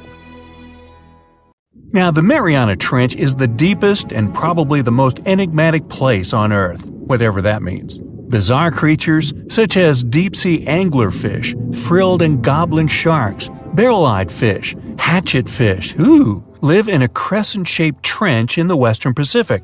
Just 3 people have ever descended down the Challenger Deep in the southern end of the Mariana Trench. There, at a depth of almost 11,000 feet, vents are bubbling up carbon dioxide and liquid sulfur. Mud volcanoes erupt under the pressure 1,000 times greater than at the surface. And so, it's no place I want to go. So bye! Get back in there. Alright, since you clicked, yeah, you're about to visit places no less mysterious and creepy than the Mariana Trench. Your first stop is Mexico, the Yucatan Peninsula to be precise. See those bottomless sinkholes filled with crystal clear water? It's fresh water that overlies salt water seeping from the sea. The sinkholes are called cenotes. The Mayans believed these natural wells were the gateways to the underworld. Thousands of cenotes, created by collapsed limestone bedrock, form one of the world's longest underwater cave systems. You can easily get lost in this tangled, mysterious network. Now it's time to visit the Caribbean. There, you'll get to a depth of almost 8,000 feet to see the Van Dam vent field. The hydrothermal vents fire out streams of muddy, scalding water, with a temperature reaching 400 degrees Fahrenheit. That's almost enough to bake a pizza. These mounds are made of talc, a substance you can find in baby powder. The Van Dam vent field is an oasis for odd species. One of those is kind of a creepy shrimp without eyes. Instead, they're equipped with patches of light-sensitive cells on their backs. Now, you don't have to travel far away. The next enigma on your list is also in the Caribbean. Just off the coast of Belize, there is a giant sinkhole. It's also blue. Yep, that's the Great Blue Hole. The thing is about 1,000 feet across and more than 400 feet deep. Once, a long time ago, this hole was a cave until rising waters filled it, making it collapse in on itself. The deeper you descend into the Great Hole's crystalline waters, the darker it becomes. You see tons of stalactite-filled caves, but don't even try to enter them unless you want to get hopelessly lost. Once you reach a depth of 50 feet, you notice the water shimmer. That's the invisible line dividing the sinkhole's salty top from the freshwater abyss. Time to get out of there. Who knows what you might come across in the murky depths? Your next destination is off the Pacific Northwest coast. Almost 500 streams of methane bubbles were discovered there several years ago. Because of the bubbles, the vents got the name Champagne Seeps, which sounds better than the fart spas. Scientists are still puzzling over this phenomenon. Where does the methane come from? Underwater cows? Why is its temperature warmer than that of the surrounding ocean? And most importantly, what would happen if you managed to light a match somewhere near a large bubble? Methane is a highly flammable gas, and setting a methane bubble on fire, well, you get the picture. And now you're off to Iceland. The plan is to dive into Silfra, a fissure filled with pure glacier water. This 206-foot deep crack is the only underwater place on the planet where you can touch two continents at once. The deeper you go, the darker it becomes. The rocky landscape looks otherworldly. Divers who dare to visit this incredible place risk having their gear frozen, getting hypothermia, or not surviving whatsoever. After all, the water temperature in Silfra Fissure is about 35 degrees Fahrenheit year-round. Your next destination is Scotland. Okay, cue the bagpipes. If you dive in the Gulf of Corryvreckan, a narrow strait between two islands, you'll see massive underwater rocks and deep holes. They create the third largest permanent whirlpool on the planet, the Corryvreckan Maelstrom. The water moves through the strait at breakneck speed. It hits the underwater rocks, and the place looks like a pot with boiling water. The waves, created in the process, sometimes reach a height of 15 feet, and you can still hear the roaring whirlpool from 10 miles away. It's believed the Corryvreckan Maelstrom has swallowed dozens of sailors over the centuries. They were caught unaware by the ferocity of this natural phenomenon and pulled underwater in the blink of an eye. Okay, enough bagpipes. Your adventures are getting more and more extreme. You're heading for Antarctica. There, in the Southern Ocean, you'll find the Ross Sea Ice Shelf. Say that 5 times real fast. Later, not now. It's roughly the size of Spain, with the ocean underneath containing as much water as the North Sea. Once, scientists drilled all the way down through this enormous chunk of ice. Imagine their astonishment when they found life in those extreme conditions. The researchers came across dozens of mysterious species not known before. The most unnerving were upside-down swimming fish and overturned sea anemones hanging in the frigid waters. Hopefully, bizarre places with a notorious reputation don't frighten you. Well, too bad, because you're about to visit the Bermuda Triangle. It's an area between Bermuda, Florida, and Puerto Rico where planes and ships seem to vanish in thin air. For the first time, this place attracted a lot of attention in 1945. That's when 5 U.S. Navy planes disappeared during training. Before radio contact was lost, the flight leader said, "We're entering white water. Nothing seems right." After that, the planes with 14 men flying them disappeared. Even scarier, a rescue plane with 13 people on board never came back as well. Some people believe the mythical city of Atlantis lies at the bottom of the triangle. They claim its inhabitants use extraterrestrial technologies to sink ships and crash airplanes. Others blame rare and unexplored natural phenomena, for example magnetic anomalies, or massive pockets of flammable methane gas. There we go again. Then, if a bolt of lightning ignited a giant methane bubble near a ship or a plane, this could probably make it sink without a trace, except the smell. But methane is found everywhere all over the world, and it never behaves this way. Some experts aren't sure there's a mystery to explain whatsoever. Lots of busy routes pass through this area. No wonder more ships and planes sink there than anywhere else. Now, prepare some warm clothes. You're heading for the north again. Your destination is Cape Desolation in Greenland. Nice place.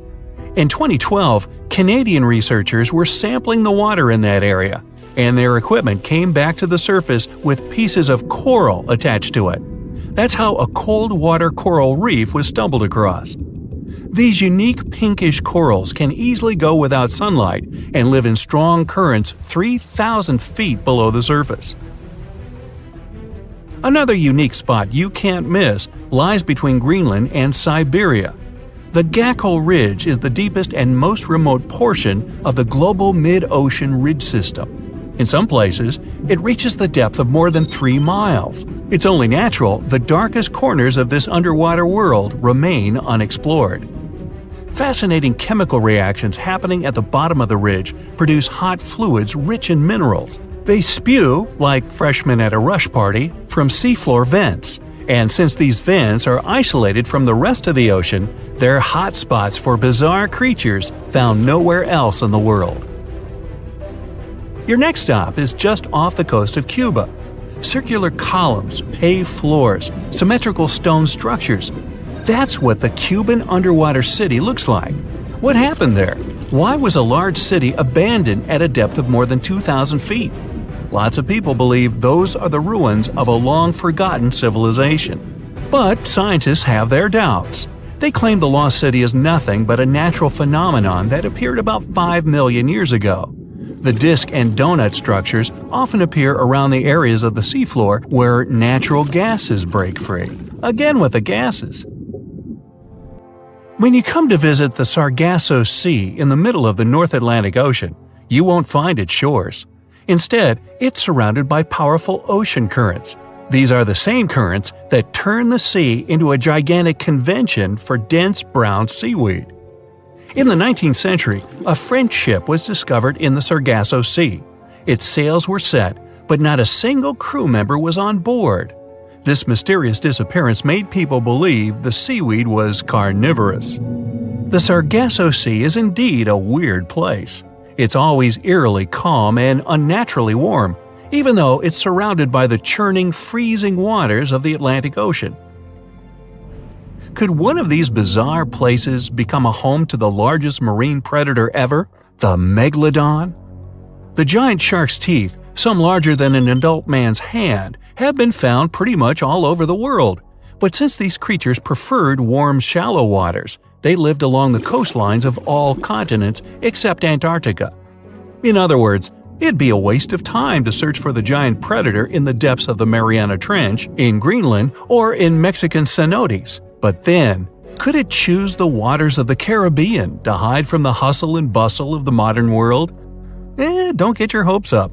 There's been no proof the Megalodon does exist these days. It wasn't a shy, elusive animal, and still, no one has seen this shark lurking around recently. Not even near the fart spas. Okay, let's try something together. Open any world map you have available. It can be the one you find in your bookcase or even an online version. Take a look at the vast area covered by water. That's 71% of the Earth's surface. And all that is salt water from the world's oceans. There aren't any borders between the four oceans we've all come to know. But oceanographers and the world's countries did traditionally split these waters into four distinct regions: the Pacific, Atlantic, Indian, and Arctic Oceans. And here comes the big surprise. The scientific community has recently recognized the fifth body of water. It's called the Southern Ocean, and three of the four original oceans border it. It circumnavigates Antarctica and the lower portion of the globe and reaches Australia and the southern portions of Africa and South America. What makes this ocean so special? How did the scientific community eventually recognize it? And more importantly, what mysterious creatures does it hide? Let's find out. The Antarctic Ocean, or the Southern Ocean, was first mentioned back in 1937 in the second edition of the International Hydrographic Organization's Limits of Oceans and Seas. That's a mouthful. Back then, this organization considered that it was wrong to consider the Antarctic Ocean as its own distinct body of water. Why? Well, because at that time, an ocean was defined as water surrounded by land, and not water surrounding land. However, they reconsidered it in 2000 and voted to include this ocean in the official list.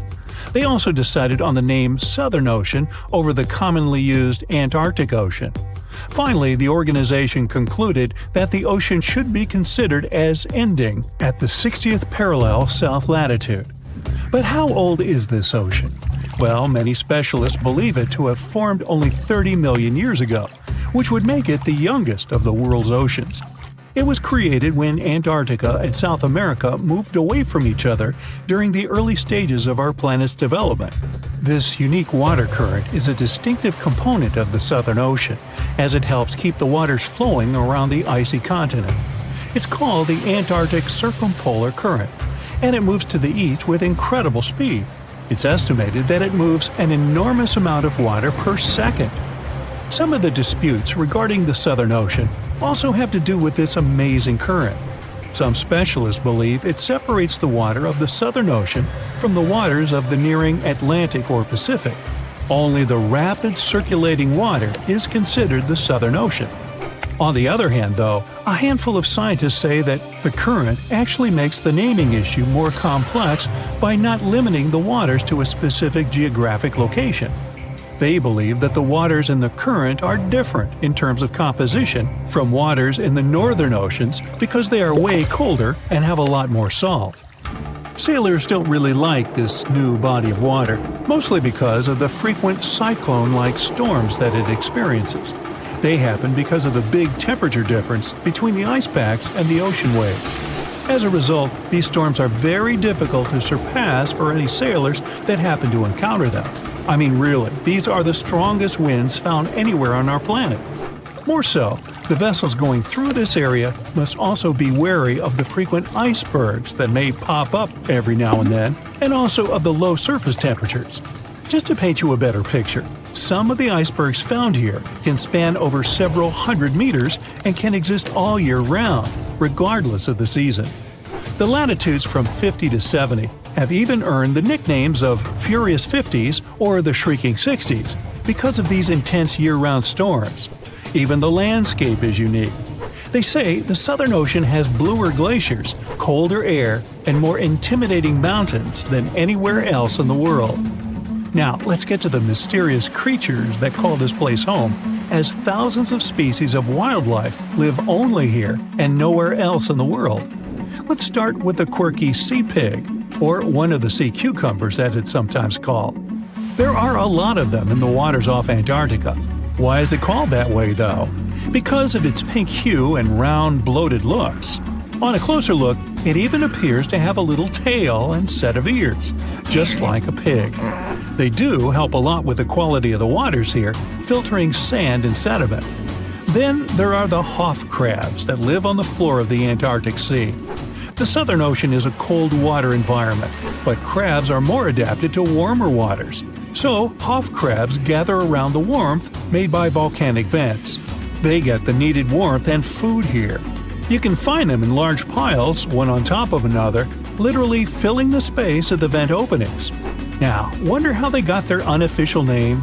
Well, it's because of their apparent similarity to the actor David Hasselhoff, whose impressive chest reminded explorers of the crab. Okay. Ever seen a fish that's completely transparent? You'd have to get to these waters down in the south, but they do exist, and they are simply called the ice fish. You can basically see inside them, being completely clear and all. That's because of their see-through skin and because they don't have any red blood cells. Their special power is that they can use antifreeze to prevent their bodies from going solid in the cold waters of the Southern Ocean. Instead of the standard thicker blood, the red one with hemoglobin, ice fish have thinner blood that moves around more easily throughout their bodies, hence giving them the much-needed nutrients and oxygen. Now, is there a monster hidden in these waters? Some people believe this to be the case, and thanks to recent research, we even have video footage of it. Some Australian researchers stumbled upon a bunch of weird-looking creatures that were swimming near the seafloor of the Southern Ocean. This pink blob-like fish seemed to be propelled by a little pair of fins. To quote them on it, it seemed to resemble a chicken just before you put it in the oven. I'm not sure I even want to know what that looks like. It took them some time and research to identify the monster. It's a shy species of sea cucumber, known more by its creative nickname, the headless chicken monster. We've known this creature has existed since the late 1800s, but we've barely ever seen it. And we've only ever captured it on tape once before when it was spotted in the Gulf of Mexico, which is quite far from the waters off the coast of East Antarctica. There's so much we don't know about this creature, like how many of them exist in our waters and how they live, eat, and reproduce. Ever heard of the emperor penguin? It's not a penguin species that just happens to have a crown on its head, if that's what you're thinking. But they are one of those penguins that inhabit this specific location and are also the largest species of their kind altogether. What makes them special is that they make their colonies on the sea ice, and most of them never step foot on land. More so, penguin dads lose almost half their weight while incubating the eggs. They're also fascinating swimmers, able to dive deeper and longer than any other bird, up to 700 feet. Not to mention they can stay submerged for up to 18 minutes at a time as they gather food. We have yet to uncover all the secrets of the mysterious Southern Ocean, but it's clear that it's home to some unique and fragile marine ecosystems. Recognizing it as a new ocean could be one way to focus the public attention on it and help its conservation. When you look at the seas and oceans on a map, you might think that they just flow into each other. Like there's really only one big ocean and people just arbitrarily gave different names to its different parts. Well, guess what? You'll be amazed at how much more substantial the borders between them actually are. For example, the border between the Pacific and Atlantic Oceans is like a literal line between two different worlds. It looks like the two oceans meet at an invisible wall, which does not let them flow into each other and mix their waters. Why on earth does that happen? Obviously, there's no actual invisible wall inside, and water is just water. So what could be interfering with its mixing? Well, the thing is that water isn't just water. There can be different kinds. The Atlantic and the Pacific Oceans have different densities and chemical makeups, the level of salinity and other qualities. One can see by their color that they are far from the same. Borders like this, between two bodies of water with different physical and biological characteristics, are known as haloclines. Jacques-Yves Cousteau discovered one of them while he was deep diving in the Strait of Gibraltar. The layers of water with different salinity looked like they were divided with a transparent film, and each layer had its own distinct flora and fauna. Haloclines appear when water in one ocean or sea is at least 5 times saltier than in the other. You can create a halocline at home if you pour some seawater or colored salty water in a glass and then add some fresh water on top of it. The only difference is that your halocline will be horizontal and ocean haloclines are vertical. For those of you who were paying attention in chemistry class, You might remember that if you have two liquids with different densities in one space, the denser liquid should eventually end up below the less dense one. By that logic, the border between the two oceans should look not like a vertical line but a horizontal one, and the difference between their salinity would become less obvious the closer they got to each other. So why doesn't it work like that? Firstly, the difference in density of the two oceans is not big enough for one of them to sink down and the other one to rise up, but it is big enough to not let them mix. Another reason is inertia. There's an inertial force known as the Coriolis force, which influences objects when they are moving in a system of axes, which in turn are moving as well. In simpler terms, the Earth is moving, and all the moving objects on it are carried along, acted upon by this Coriolis force, deviating slightly from their natural course. As a result, the objects on the Earth's surface don't move straight on, but deviate in a curve, clockwise in the northern hemisphere and counterclockwise in the southern. But because the Earth is moving slowly, after all, it does take the planet a whole day to make a full circle around its axis, the Coriolis effect isn't easy to observe in the short term. It becomes easier to notice only in long-term intervals, like with cyclones or ocean flows. And this is why the direction of flows in the Atlantic and the Pacific Oceans is different. This difference also doesn't let them mix. Another important difference between these two ocean waters is the strength of molecule connection, or surface tensile strength. Thanks to this strength, molecules of the same kind hold on to each other. The two oceans have totally different surface tensile strengths, which also doesn't let them mix. Maybe if the waters were completely still, they could gradually start mixing over time, but as they flow in opposite directions, they just don't have time to do this. We think that it's just water in both oceans, but its separate molecules meet for just a very short moment and then get carried away with the ocean flow. But if you think that it's only the Atlantic and Pacific Oceans that don't get along with each other, you are sorely mistaken. There's lots of places on the planet where the waters of the two seas or rivers don't mix, and for even more weird reasons. For example, there's a different kind of border called a thermocline. These are borders between waters of different temperatures, like between the warm water of the Gulf Stream and the much colder North Atlantic Ocean. But the most interesting kinds are called chemoclines.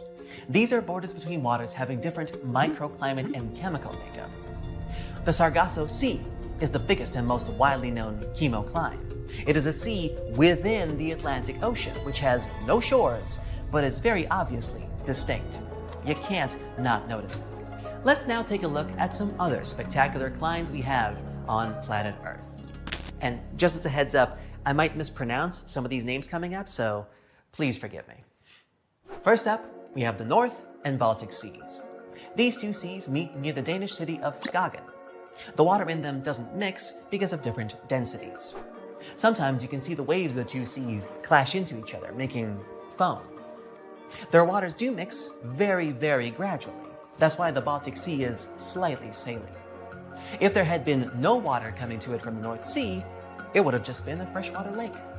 Next up, the Mediterranean Sea and the Atlantic Ocean. They meet at the Strait of Gibraltar and have both a different density and salinity. So there's two reasons their waters don't mix. Then we have the Caribbean Sea and Atlantic Ocean. The place where they meet is near the Antilles, and it's very easy to spot. It looks like someone has painted water with two different shades of blue. Another place where these two meet is Eleuthera Island of the Bahamas. The Caribbean Sea water is turquoise, and the Atlantic Ocean water is dark blue. There is also the Suriname River and the Atlantic Ocean, which meet near Paramaribo in South America. How about the Uruguay River and its afflux? These two meet in Misiones province in Argentina. One of them is claimed to be used in agriculture, and the other has an almost red tint to it because of loam during rainy seasons. Here's an interesting one: the Rio Negro and the Solimões rivers, part of the Amazon River.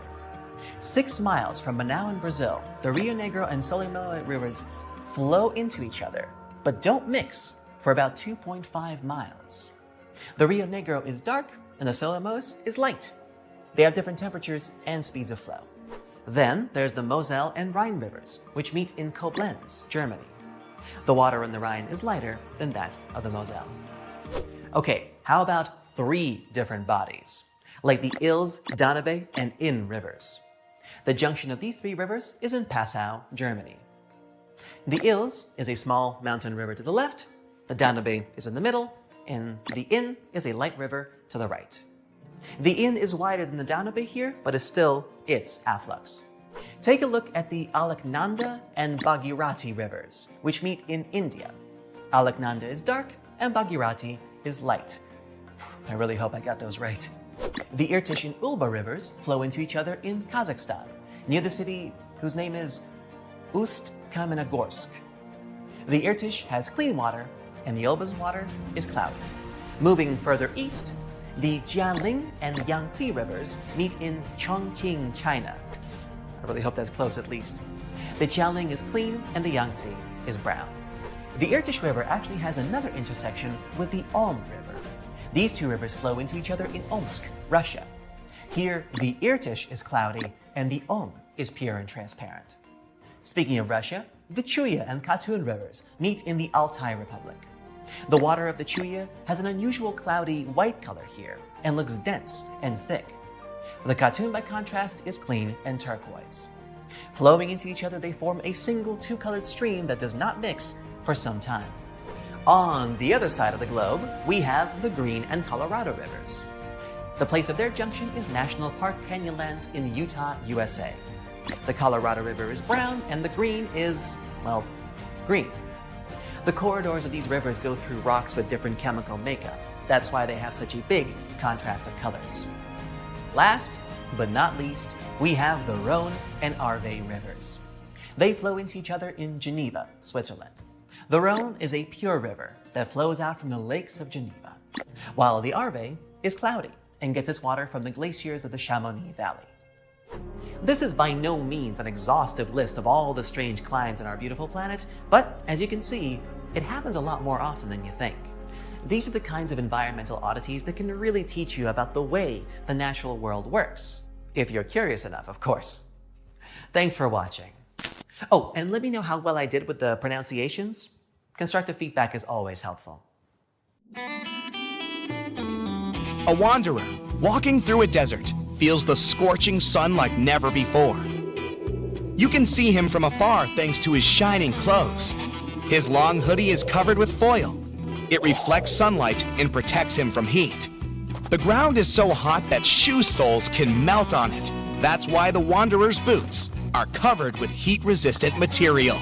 A cloudless sky, barren land, and heat. But the wanderer is not in the desert. He's walking on the ocean's bottom. He doesn't know why this happened, but all the oceans on Earth dried up. It happened almost instantly, and even the greatest minds in the world don't know why. The wanderer knows only one thing. When it happened, his family was on the other side of the ocean. For several months, he's been traveling across this lifeless land, and he won't stop until he finds his family. The landscape around is spectacular. People have finally found out the secrets of the ocean depths. The seabed consists of huge mountain ranges and volcanoes. They fell asleep forever after the water had disappeared. Also, there are huge trenches leading to the unexplored depths of the planet. People had to build bridges to get over these enormous cracks in the ground. But most of the ocean floor is flat plains, boundless, lifeless, merciless. The wanderer's walking across a huge canyon. Once, it was swarming with sea life. The man puts on a gas mask, but not because of a sandstorm. Many fish and other marine inhabitants used to live in such canyons. Now, all that's left is a terrible smell. The wanderer passes by huge skeletons of whales. Among them, he notices dirty tents. People are hiding there from heat. The temperature in the area is much higher than in the Sahara Desert. One of the main functions of the ocean was to distribute heat all over the planet. The sun emits heat and radiation. The ocean absorbed this energy. Lots of currents were warm, and they carried this warmth around the world. The water got heated at the equator, then it evaporated and turned into clouds. When warm air rose, it pulled along colder air from below. This allowed the energy to be evenly distributed. In simple words, the ocean cooled hot places and brought warmth to cold ones. Now there's none of this. Every day the sun burns the equator and dries up the rest of the planet. The wanderer doesn't come close to the tents. He is carrying the most valuable treasure in the world and doesn't want people to notice him. The inhabitants of Earth are just trying to survive, and many have forgotten about such a thing as morality. Fortunately, the wanderer still remembers. The thoughts of the family help him remain a good person. Sometimes it complicates his life. Like now, for example. In the distance, he sees a young girl. She doesn't look well. There's no one around, and the wanderer decides to help her. Out of his backpack, he pulls a thing worth more than all the gold on the planet, a bottle of water. The girl takes a few sips, but instead of thanking the wanderer, she starts screaming. It's a trap. Her accomplices appear from different sides. Looters. They're gonna take everything. The wanderer runs away. He hasn't eaten for several days, and his strength is leaving him. He won't be able to keep going much longer. The marauders are closing in on him. The wanderer throws the bottle aside. His pursuers rush to the water like crazy. They forget about the man and fight one another for the bottle. The chances of the wanderer's survival have greatly decreased. He could make this bottle last at least several days. Plus, he's also lost a lot of fluid because of running. In the beginning, there was no panic because of a lack of water. The ocean dried up, but its waters were salty anyway. People still had seas, lakes, and rivers. But the problem was that the ocean was feeding them. When the ocean water evaporated, it formed clouds. These clouds moved all over the world and enriched lakes and rivers with rain. Now, there are almost no clouds. The sun started heating Earth much more. Lakes and seas dried up alarmingly quickly. At that moment, real chaos began. The sun is going down on the horizon. Sunset is near.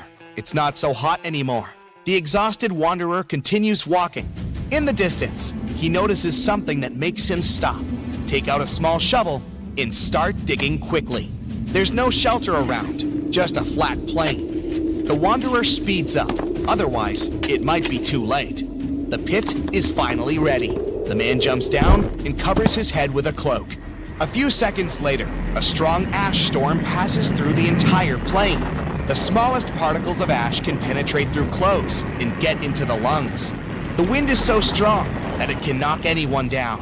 When the oceans dried up, the sun began to burn the surface of the planet. This led to massive forest fires.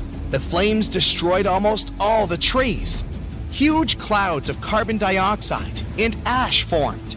Driven by the wind, they travel the world and poison everything around. The wanderer is sitting in the pit while a terrible hurricane is sweeping over his head.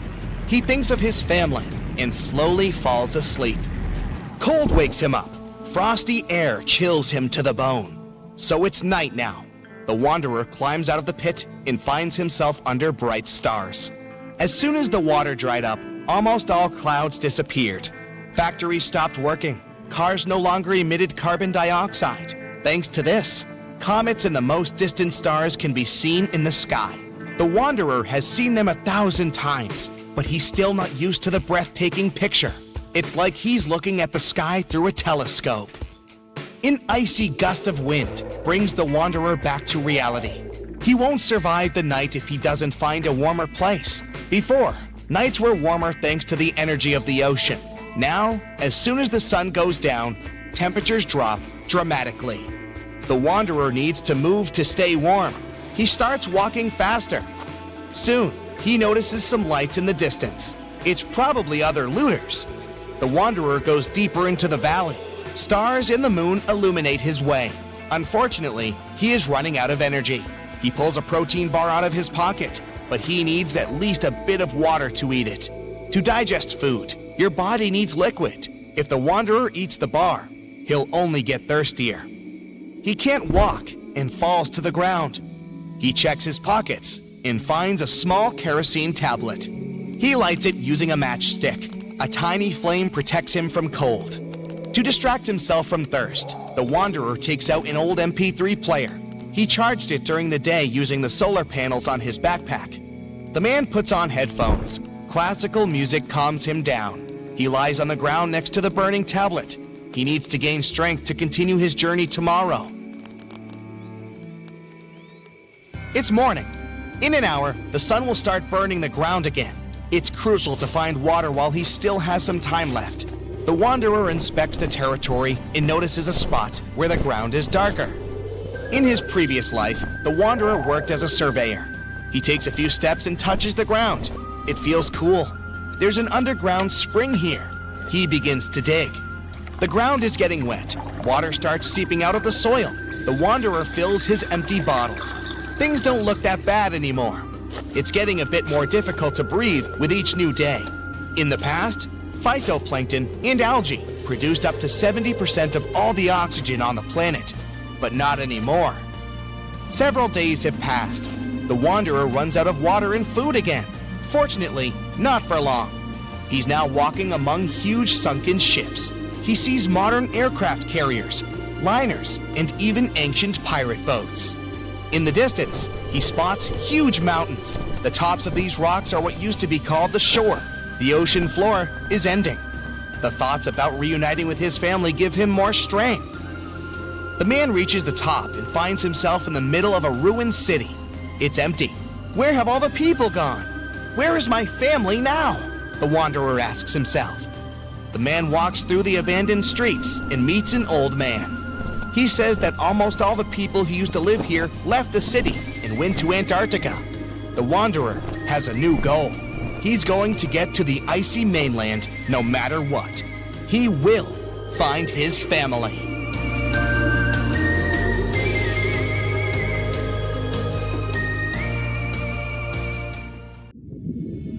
On a sunny day, a man was diving in shallow waters near South Africa. At one point, he saw something that didn't catch his eye at first. A pile of shells that looked as if it had been put together. Maybe by some other diver, he must have told himself. But out of all these shells came the most unusual of creatures, an octopus. The gorgeous underwater animal looked straight at the man before swimming away. Impressed by his new acquaintance, the diver started visiting the octopus every day. He watched it use shells and seaweed to protect itself and learned how it hunted and cared for its eggs. All these encounters became the basis for a now famous documentary. In the movie, the diver wanted to study the relationship between a wild octopus and its observer. Initially, the octopus was a bit too shy to let the man get close.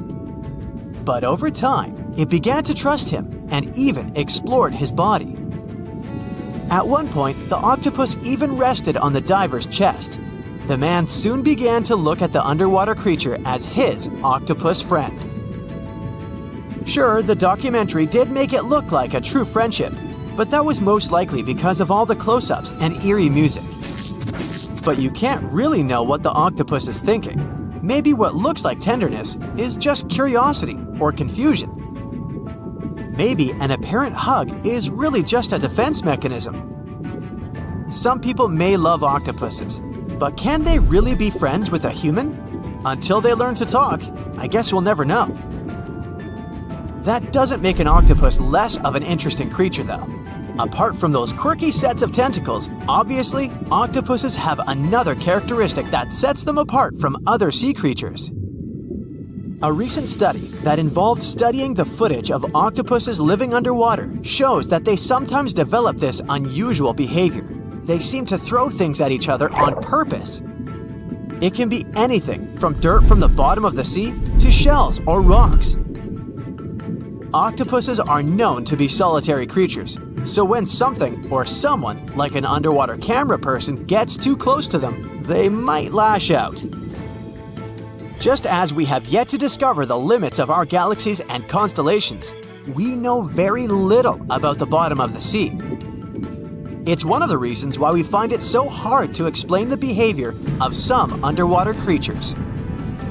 The truth is, we don't have good enough technology able to deal with harsh conditions and a limited amount of light underwater. You might have asked yourself at one point, what's the deepest part of the ocean? It's called the Mariana Trench. We don't really know exactly how deep this giant hole is, since it's too difficult to measure, but it's somewhere around 6.8 miles deep and 5 times longer than the Grand Canyon.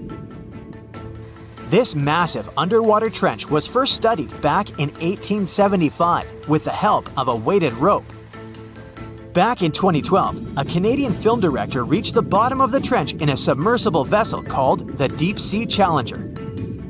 Some of the most bizarre creatures on the planet were discovered here, including the Dumbo octopus, the sea cucumber, and the goblin shark. The Mariana Trench got its name from the nearby Mariana Islands, which were named Las Marianas in honor of Spanish Queen Mariana of Austria. The Mariana Trench might be the deepest part of the ocean that we know of. But one other mysterious phenomenon that's interesting for researchers is called phantom bottoms. In the late 1940s, when the sonar became standard equipment, ships and submarines noticed unexpected signals coming from the ocean. Those signals came from areas where no seafloor was supposed to exist. What's even more mysterious is that this fake seafloor appeared to move. One researcher at Scripps University found out that these phantom bottoms showing on maps were indeed alive. They were made out of a layer of jellyfish, shrimps, and other deep-sea creatures. The reason why they move is that they rise to the surface at night to feed. To top it all off, even the way these creatures move is kinda calculated. They don't just move randomly, but seem to gather together by species. We used to believe underwater animals behave this way only to avoid being caught by predators. It's a mystery to scientists why they group in the same way to form a fake seabed. Our curiosity about the deep waters doesn't stop at the seafloor. If you went on a vacation to the beach when you were young, you probably remember the fun of digging in the sand. As the hole got deeper, you may have asked yourself, could I dig all the way to the other side of the Earth? None of us have ever found out. Our parents took us home when it got dark and chilly. Scientists are more reasonable when it comes to this subject.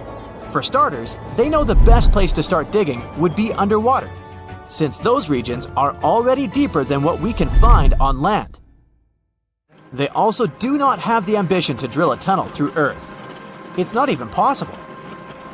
That's mostly because of the extreme heat and pressure inside our planet. Even if we could technically dig a tunnel, it would not be safe to travel through it. However, reaching the mantle and retrieving a sample would be a huge scientific achievement, similar to landing on the moon. What we live on is called Earth's crust. Underneath it, there are other layers called the mantle, outer core, and inner core. Researchers have been trying to drill into Earth's mantle since the 1960s, but they haven't succeeded. Some failed due to technical issues, and others were unlucky and chose the wrong places to drill. Our planet's mantle is made of molten rock. Wouldn't that be dangerous if we ever reached it? Scientists say we have nothing to worry about, though. If and when the drillers eventually pierce through the crust underwater, hot molten rock won't pop up the hole and spill onto the seafloor like it would during a volcanic eruption. Mantle rocks aren't solid, sure, but they move slowly, at the same speed as your fingernails grow. Another of those famous deep-sea mysteries is that of the 1997 bloop. You heard that right. I'm talking about a weird sound that seemed to come from deep under the waves.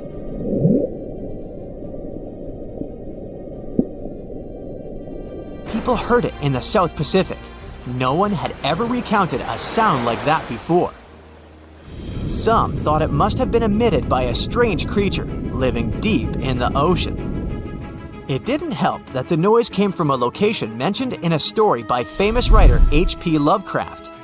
In his story, it was a creature called Cthulhu that lived there.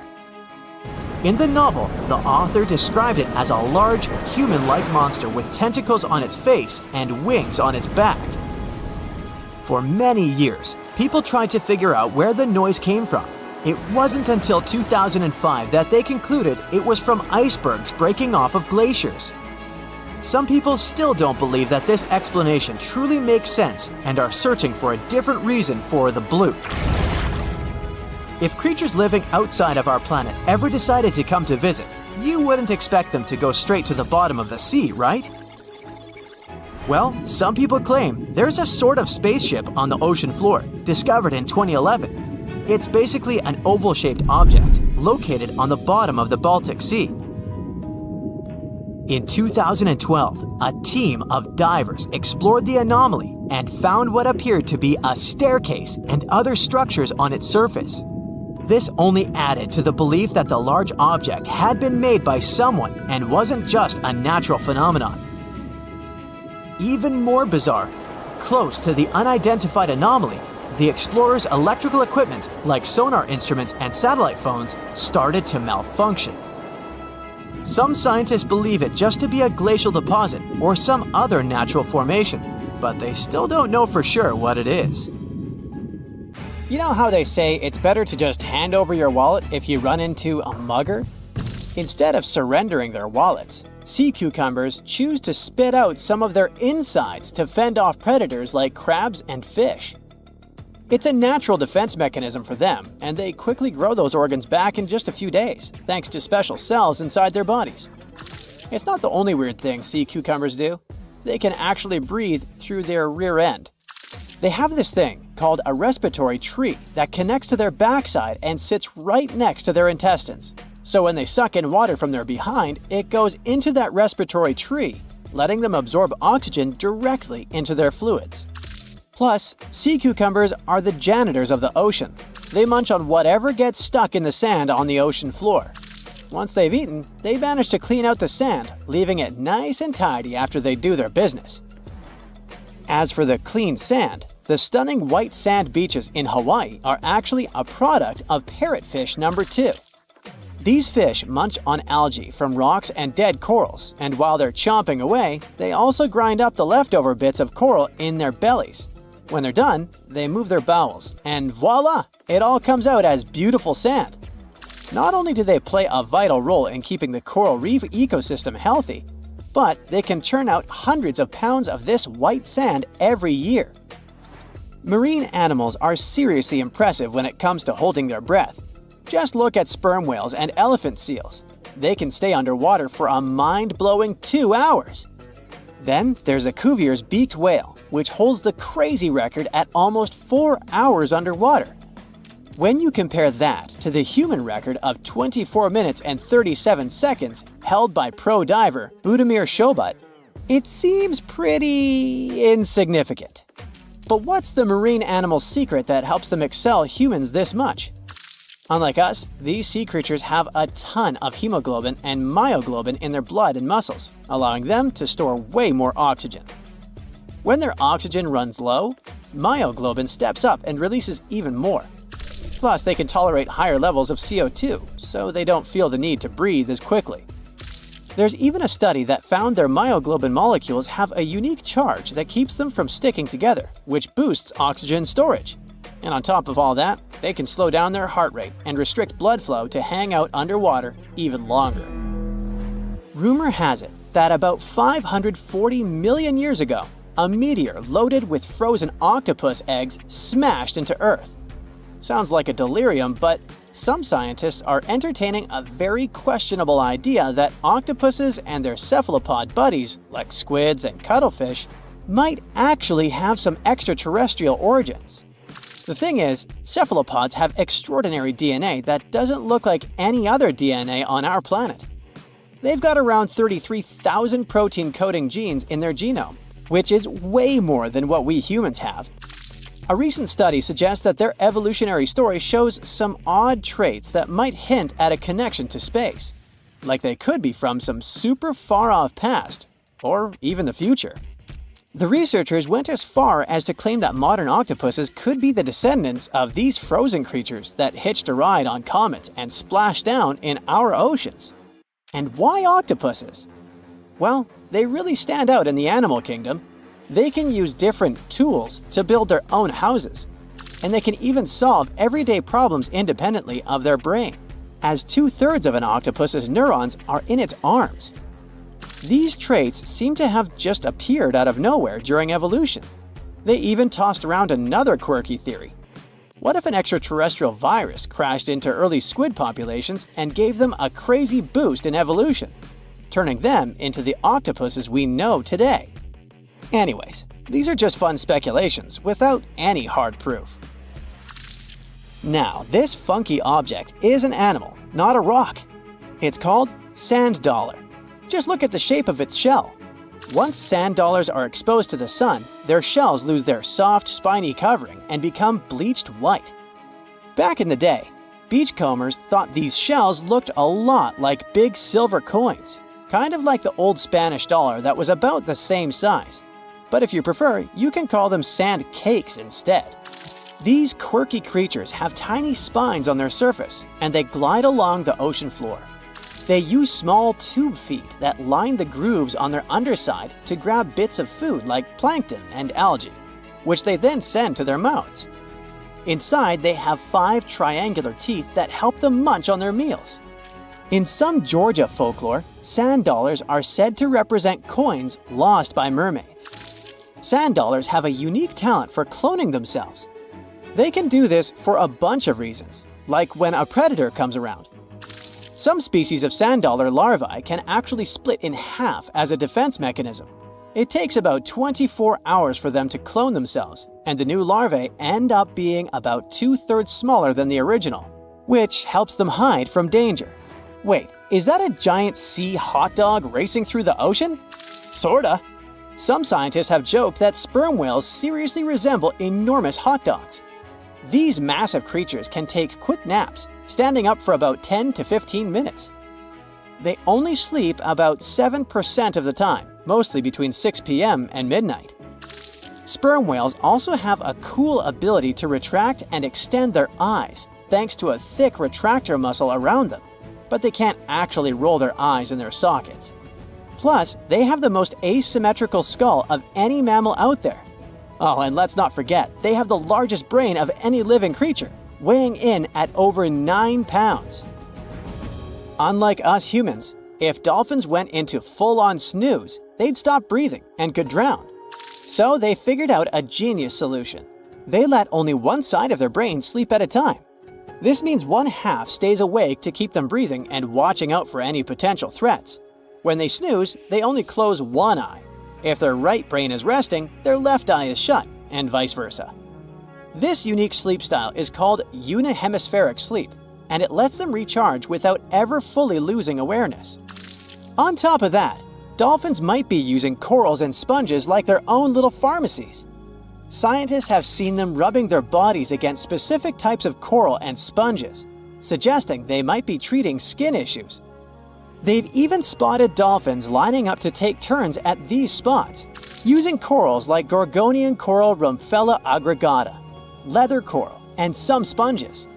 What's really fascinating is that researchers have analyzed these corals and found they contain compounds that could help with dolphin skin conditions, which can sometimes lead to infections and lesions. Now, the big question is figuring out exactly how each type of coral helps dolphins, and if it really boosts their health overall. Sea urchins aren't exactly the Usain Bolts of the ocean. They move slowly by crawling with their tube feet and occasionally give themselves a little push with their spines. These little guys have just 5 teeth, which they use like a beak to scrape algae off rocks, which I'm pretty sure is the ocean's version of an all-you-can-eat buffet. But since all that scraping wears their teeth down, they're in a never-ending dental replacement program. Scallops are the underwater equivalent of the world's most confused security cameras, sporting up to 200 tiny eyes on their shells. These eyes are high-tech. They can even adjust their pupils to light. Instead of working like ours, scallop eyes have a unique setup. Light goes through a pupil, lens, 2 retinas, and then hits a mirror made of guanine crystals that reflects it back. Scientists were puzzled about how they see since their main retina often gets blurry light. But it turns out, scallops can change their pupil size by about 50%. Just don't expect them to do it in a hurry, as it takes a few minutes. Now here's something really neat about orcas. They're expert hunters, and they do it in groups called pods. A pod can consist of up to 40 orcas, forming a very effective hunting team. Interestingly, there are distinct types of pods, resident and transient. Resident pods are more into fish, while transient pods have a taste for marine mammals. But no matter what type of pod they belong to, all orcas have one thing in common: they are master collaborators. they work together using smart hunting techniques that are often compared to the teamwork of wolf packs. Almost 95% of jellyfish's body is made of water. For comparison, the human body is 60% water. It's probably not a surprise since jellyfish don't have a heart, blood, eyes, or brain. The other 5% of their body weight is proteins, muscles, and nerve cells. Jellyfish have been around for more than 500 million years. This makes them older than dinosaurs. These creatures haven't changed much, and today's jellyfish are pretty much like their ancestors. Electric eels have small eyes that are not so effective in environments with no light, so they mostly rely on their electric organs. Those consist of 6,000 cells. Eels use them to stow power, similar to batteries. These creatures use electricity like bats use their radars or dolphins their sonar. An eel can also produce enough electricity to power a panel of light bulbs. There's a small tropical archer fish that can learn to recognize human faces. This fish has an interesting ability to spit small jets of water from its mouth. Researchers showed the fish the image of two different faces placed side by side. One was unknown and the other was familiar. The fish was supposed to spit water at the familiar one. The creature took the right guess more than 80% of the time. There's such a thing as a sea unicorn. That's an animal called the narwhal. Its horn is actually a tooth that can grow up to 10 feet long. Manatees, also known as sea cows, are distant relatives of elephants. Their weight can go up to 1,000 pounds.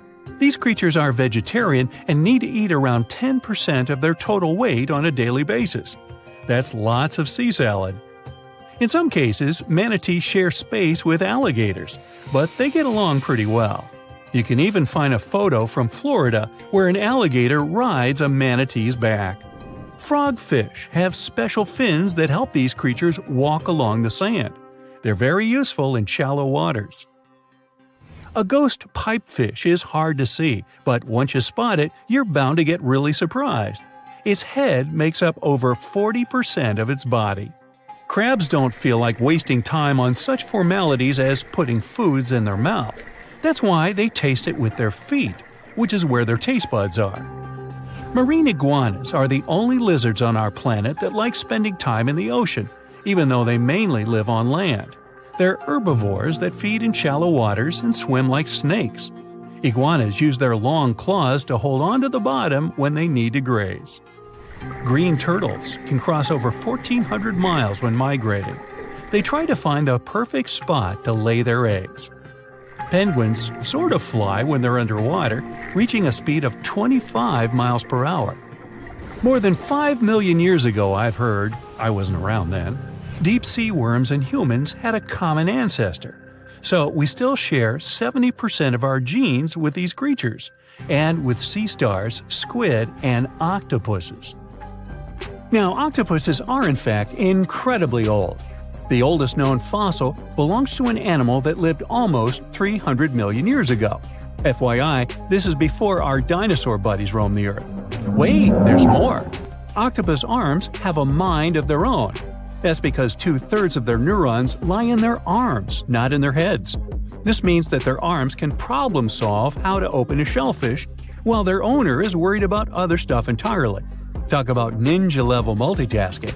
Oh, and like other animals, such as chimpanzees and dolphins, octopuses have proven to be good at maneuvering tools, like picking up old shells and using them as a temporary home. Now, of course, the most intelligent animals on our planet are humans, according to humans. But we don't seem to give pigs enough credit. Pigs are so smart they can play video games. No, not Minecraft.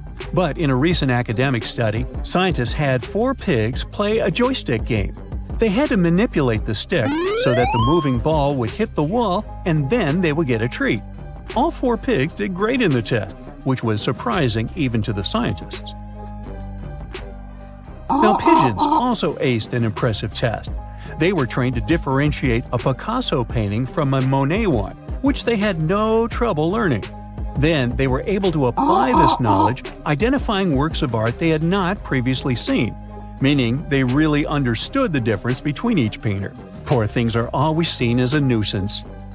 Now, if we placed kangaroos in an animal's most amazing ability contest, they'd win. It's mainly because they break the four-legged rule. A special species of kangaroo, the red kangaroo, uses its tail to help propel it forward. Now, visually, it has 4 limbs, but in practice, it uses 5. They're biologically built to use their tail as a 5th limb, since it's packed with articulated vertebrae and thick muscles. Of course, it had to be an Australian animal. Deep within the Sahara Desert, you'll find a little creature known as the fennec fox.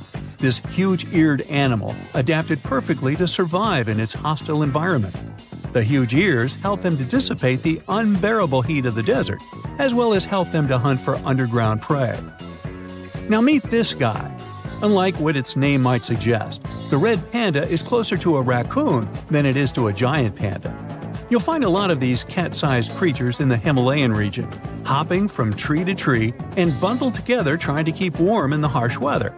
They're gentle and friendly like their big panda cousins, and occasionally enjoy eating some bamboo sticks.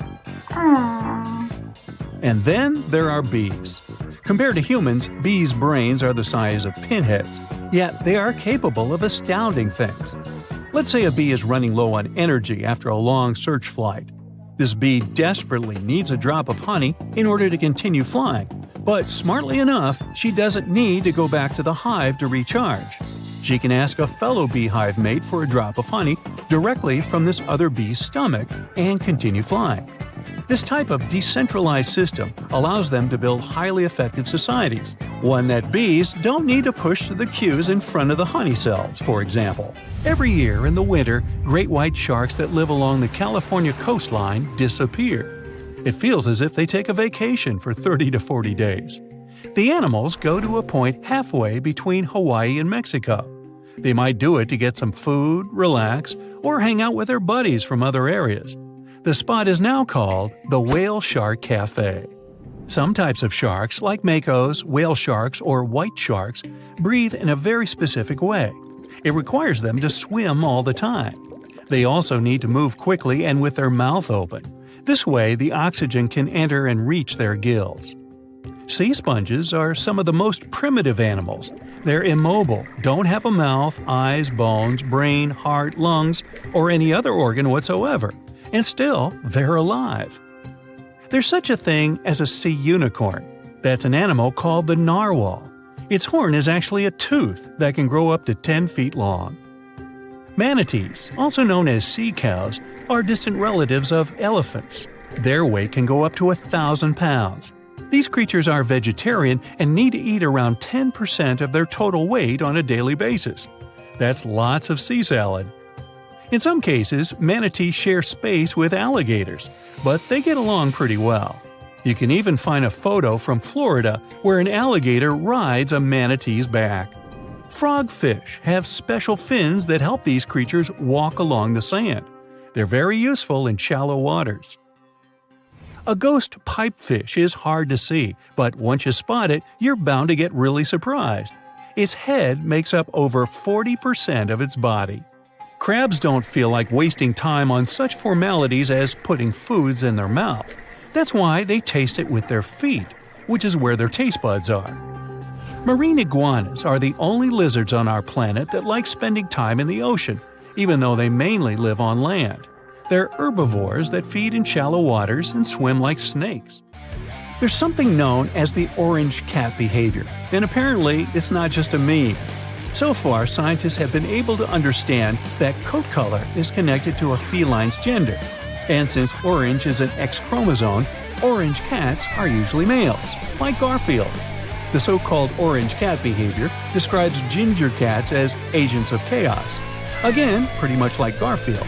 However, there haven't been any conclusive studies on whether coat color and cat behavior are truly linked. In terms of vision, mantis shrimps probably have the most psychedelic vision out of all animals.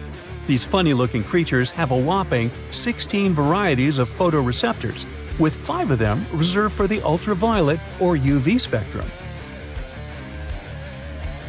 Ultraviolet rays are really short wavelengths, which are invisible to humans. The thing science still doesn't understand is how exactly these mantis shrimp view the world around them. Sure, they can perceive a bunch of colors, but they can't necessarily distinguish all of these colors among themselves. It can be that they just see a lot of really vivid, really blurry colors, but we haven't figured out a way to check that out. Now, to say sloths are cute is an understatement. They may be one of the friendliest animals in the jungle, but there's more. If you look closely at their fur coat, you'll notice hints of green. These greeneries are actually tiny little algae that grow alongside sloths. They help sloths to camouflage better in the jungle, but they also nurture them. The little cracks inside a sloth's fur create the perfect environment for algae reproduction, and scientists have found species of algae that don't exist anywhere else in the world. They do get by with a little help from their friends. Deep within the Sahara Desert, you'll find a little creature known as the fennec fox. This huge-eared animal adapted perfectly to survive in its hostile environment. The huge ears help them to dissipate the unbearable heat of the desert, as well as help them to hunt for underground prey. For years, scientists have been struggling to explain bizarre sounds, some repeating, some heard only once, that come from the dark depths of the ocean. From bewildering hums to worrying bloops, the water transmits outlandish acoustic phenomena. One of these mysterious noises got named the upsweep. For the first time, this long train of sounds was registered in 1991 in the Pacific Ocean.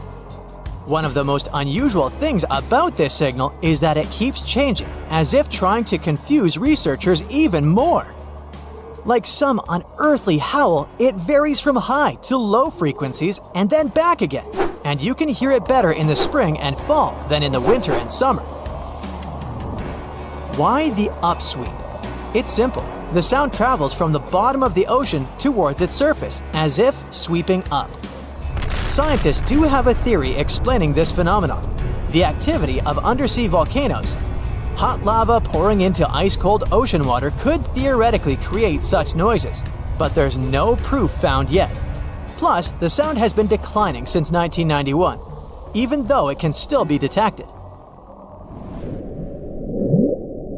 The bloop is the name given to an ultra-low frequency and incredibly powerful underwater sound that was recorded in 1997 by the U.S. National Oceanic and Atmospheric Administration.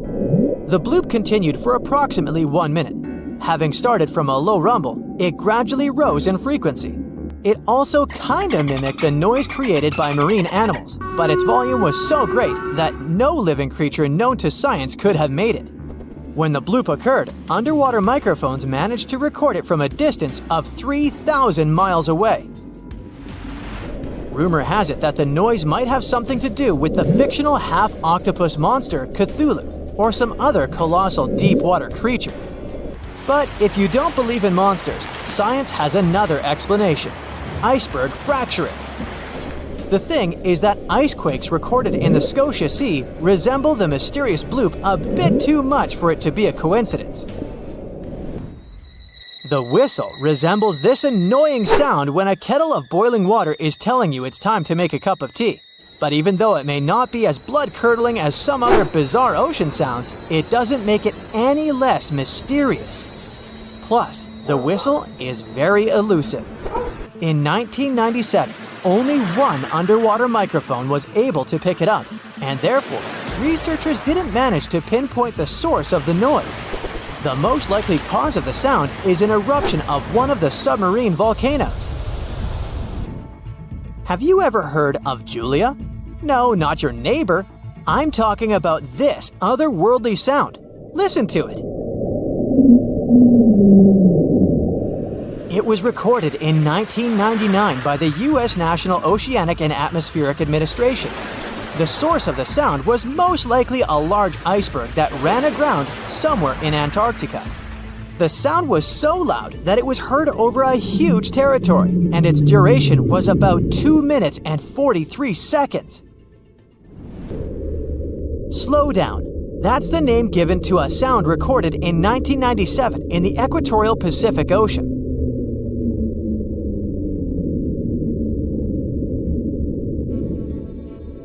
The sound was called this way because it slowly decreased in frequency over 7 minutes or so. It's been picked out a few more times since it was recorded for the first time. The source of the sound isn't very mysterious. Most likely, it was produced by a massive iceberg that became grounded in Antarctica, or it was caused by moving ice. By that, I mean the friction produced by a large ice sheet moving over land. The loneliest whale sound is often called the 52 Hz whale because the animal that creates it calls at a unique for these creatures frequency.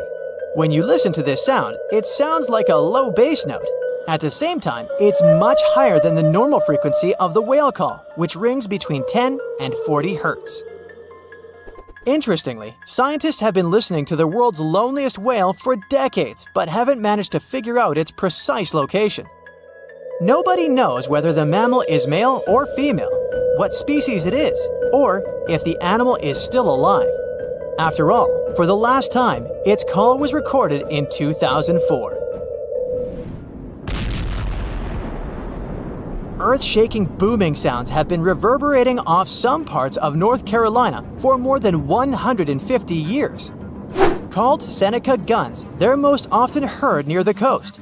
The sounds are so powerful that they often rattle window panes and sometimes vibrate entire buildings.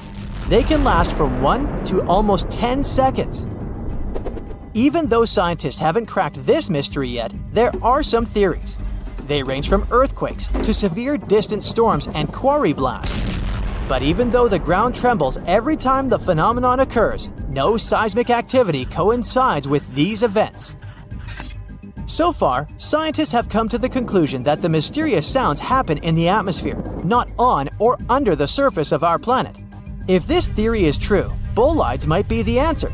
These extremely bright meteors often explode once they enter Earth's atmosphere. Or Seneca guns might be born in the ocean. Sometimes, when enormous waves collide far away from the shore, you can hear it, even if you're nowhere near the coast. Seneca guns are a type of skyquakes. You don't need to travel to a particular part of the world to hear one of those. Mysterious sonic booms ramble from the sky everywhere, from the US to India and Japan. Just like Seneca guns, this sound phenomenon occurs mostly near the coast or a big body of water. Rattling glassware and windows in the nearby houses, skyquakes could be connected with ultra-fast airplanes breaking the sound barrier. But people started hearing the first skyquakes in 1824. The theories trying to explain this phenomenon include sand dunes shifting, meteors entering the atmosphere, distant volcanoes erupting, Earth's crust cracking during earthquakes, and even gas bursting out of underground vents in the sea or lake bottom.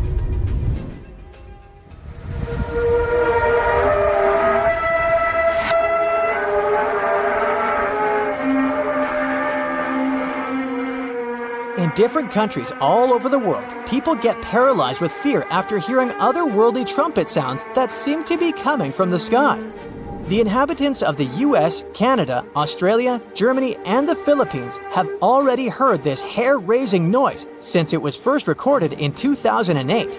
These sounds are sometimes called the sound of apocalypse. And although until recently, nobody could understand the origin of the sounds, NASA claims that there is nothing to be afraid of. The noise can be coming from our own planet. Usually, it's quiet and thus inaudible to the human ear. But when it gets louder, the outcome is the very trumpet sounds that scare people all over the world. Bristol hum started in the 1970s when hundreds of Bristol inhabitants began to talk about a bizarre noise audible only at night. The noise was a low-level hum, and nobody could identify or trace the source of the sound. But the strangest thing about the noise was that one day, it stopped as abruptly as it started. But not before people in other towns across Britain reported hearing similar sounds. Some time ago, the mysterious sound returned. In 2015, a group of French scientists claimed that they had solved the mystery of the Bristol hum. They stated that the culprit was ocean waves that made the ocean floor vibrate. But while it was all good and well, it didn't explain why the sound was around for only several years or why it chose to return. If you ever come to the town of Taos in New Mexico, don't let another strange and unexplained phenomenon send you running for the hills. This phenomenon is a faint, low-frequency hum ringing in the desert air and grating on your nerves. Even stranger, only 2% of people who live in Taos hear this noise. But for those who do, it's unstoppable torture. On top of that, everyone describes the sound in a different way, from a quiet whir to an eerie hum or even persistent buzz. And while some people believe that the Taos hum is the result of unusual acoustics, the others suspect a bad case of mass hysteria. No one has located the origin of the hum yet. Oh wow, there's a hole in the bottom of the ocean! It seems that the ocean has a leak, but it's not like a leak you would expect, where water is flowing out. It's more like a spring since water is flowing in, not out. This unique leak is something we know as Pythia's oasis. A grad student was the one who accidentally discovered it. He noticed bubbles that were rising to the surface. Normally, bubbles in the ocean tell us there might be some hydrothermal vents, which are hotspots for some pretty cool things. These vents are actually like hot springs on the seafloor, but instead of bubbling with warm water, they release a fluid that has been superheated in the crust of our planet. When seawater seeps into these cracks and travels deep into the crust, it comes into contact with the extremely hot mantle. This heats seawater to very high temperatures, and as it moves back up towards the surface, it carries dissolved gases and minerals. When the hot fluid shoots out of the vents, it mixes with the surrounding seawater and quickly cools down. Just a short distance away from the vent, the temperature can drop to a comfortable 68 degrees Fahrenheit or so, which is, as it seems, exactly what some creatures like. And there are some real weirdos living down there in the darkness, like ghostly fish, giant red-tipped tube worms, and a unique type of shrimp with eyes on their back. And some of them, like tube worms and bacteria, rely on the chemicals and minerals released by the vents to survive in harsh conditions. But in this case, the bubbling water didn't come from a hydrothermal vent. It was there because of a spring, and that's a bit more concerning. You see, the water in this reservoir needs to stay where it is. If too much of it seeps out, there could be some serious consequences, especially for the surrounding area. You can see this unusual leak along the Cascadia subduction zone, which is a massive fault line off the Pacific Northwest coast. It's a place where two pretty big plates that make up Earth's crust come together and slide along each other. The water from Pythia's oasis kinda acts as a lubricant between these plates. You can think of the fault zone as an air hockey table. When the fluid pressure is high, it's like you've turned the air on. That means the friction between the plates is reduced, which allows the plates to move. But if the fluid pressure is lower, the two plates can lock together, which then leads to the buildup of stress. Not that they'll feel bad. In the context of tectonic plates, stress is some pressure or force that can cause deformation. And if this stress starts to build up, at some point, it's gotta go somewhere. When it's too much, it can trigger earthquakes and most likely, not small ones. For example, a release of stress in the Cascadia subduction zone could lead to a magnitude 9 earthquake. For comparison, the biggest earthquake we've ever recorded happened in Chile in 1960, and it had a magnitude of 9.5. The damage was enormous. So we hope the water will stay in its reservoir and keep maintaining the delicate balance between the tectonic plates. We've explored only 5% of the ocean. Who knows how many cool things are there at the bottom, waiting to be found? For example, check out these mysterious holes scientists have stumbled upon in the depths of the Atlantic Ocean, near the Azores. They're neatly aligned and are about 4 inches apart, or in some cases, even several feet. They resemble punctures left by a sewing machine. Some think these holes could have a biological origin. For instance, some fish may have made them while walking along the seafloor. Others believe we could be looking at something that's human-made, maybe left by a spiked tire. Of course, such holes are perfect for making up stories about creatures from other planets who allegedly made them. Or maybe even legendary monsters, like that one from Loch Ness. It's definitely hard to explain such symmetry of the holes, but one deep-sea biologist offered a pretty good explanation. He said there could be an animal burrowing beneath the sediment, and from time to time, it could make little chimneys just to get access to clean water circulation in its small burrow. I mean, there are sediment piles around the opening of each hole, and they do support the idea that something pushed the soil from below. But there's still no proof these holes are actually connected beneath the surface. And there are also a lot of things hidden at the bottom of the oceans and seas that ancient civilizations left us. For instance, archaeologists made a really cool discovery off the southern coast of Croatia, a road hidden under layers of sea mud that's 7,000 years old. They found the ancient road at the sunken Neolithic site of Solin. The site of Solin was a human-made island in ancient times, and an archaeologist discovered it 2 years ago. He was studying satellite images of the area around Korčula, one of the beautiful Croatian islands. When he realized there could be something interesting at the bottom of the sea, he dove into the water with his colleague. And under the surface of the Adriatic Sea, which is part of the Mediterranean Sea, at a depth of 13 to 16 feet, they found stone walls that were most likely part of some ancient settlement. The landmass where people built the settlement was separated from the main island by a narrow stretch of land. Luckily, this area is protected from big waves by the surrounding islands, so the site remained relatively well preserved. It's now hidden beneath the surface of the sea and covered in mud. But it's so exciting to imagine how people walked on that road nearly 7,000 years ago, visiting nearby settlements. If you want to see the weirdest creatures, you can always head to the bottom of the sea. Actually, scientists have determined there could be more than 30 potentially new species at the bottom of the Pacific Ocean. They've collected them using their remote-controlled vehicle. That's a big step because until recently, they could only study such creatures through photographs. I'm talking about segmented worms, different types of coral, some invertebrates similar to centipedes, and many others. But there are also many old freaky creatures that we already know about that look like they came from sci-fi movies. Red octopus, blobfish. Okay, this one kinda looks normal until you raise it to the surface. The goblin shark, Sloane's viperfish, zombie worms. Ugh. Yeah, I hear ya. Let's move on. The seafloor hides things from space too. There are traces of rare forms of plutonium and iron at the bottom of the Pacific Ocean. And what's awesome is that all this has come from space.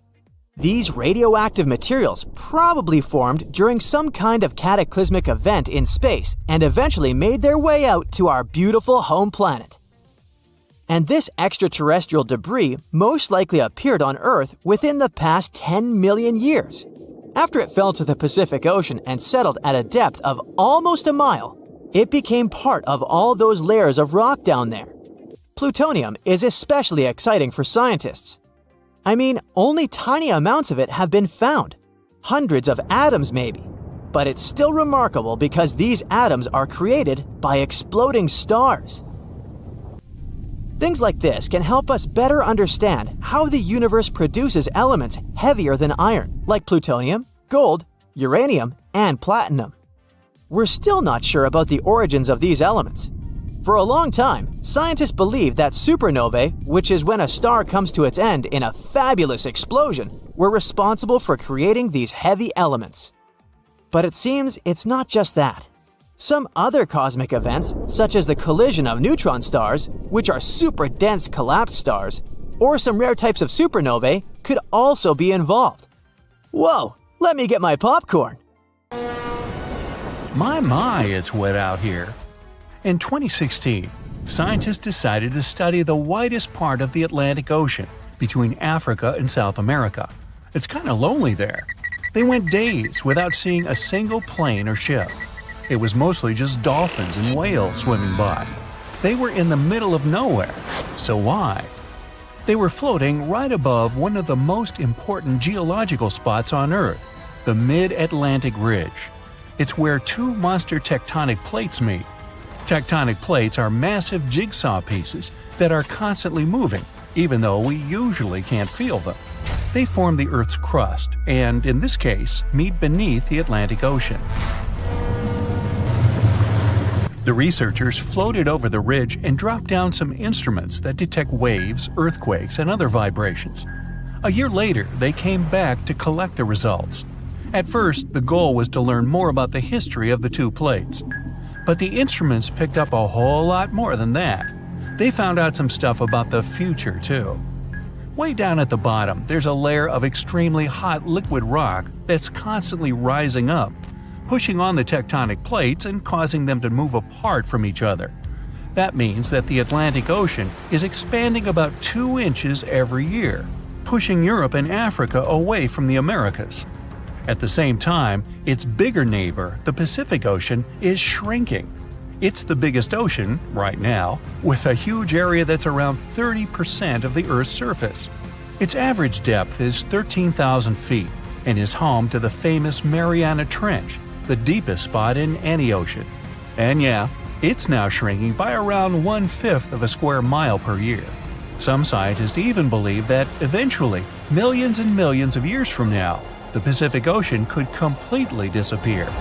This ocean is where we think most earthquakes happen, plus it's where a lot of the world's volcanoes are. All that causes lots of shaking. Plates move around and old parts of the Earth's crust get destroyed. The ocean floor can't grow fast enough to replace it. This means some big changes are coming in the future.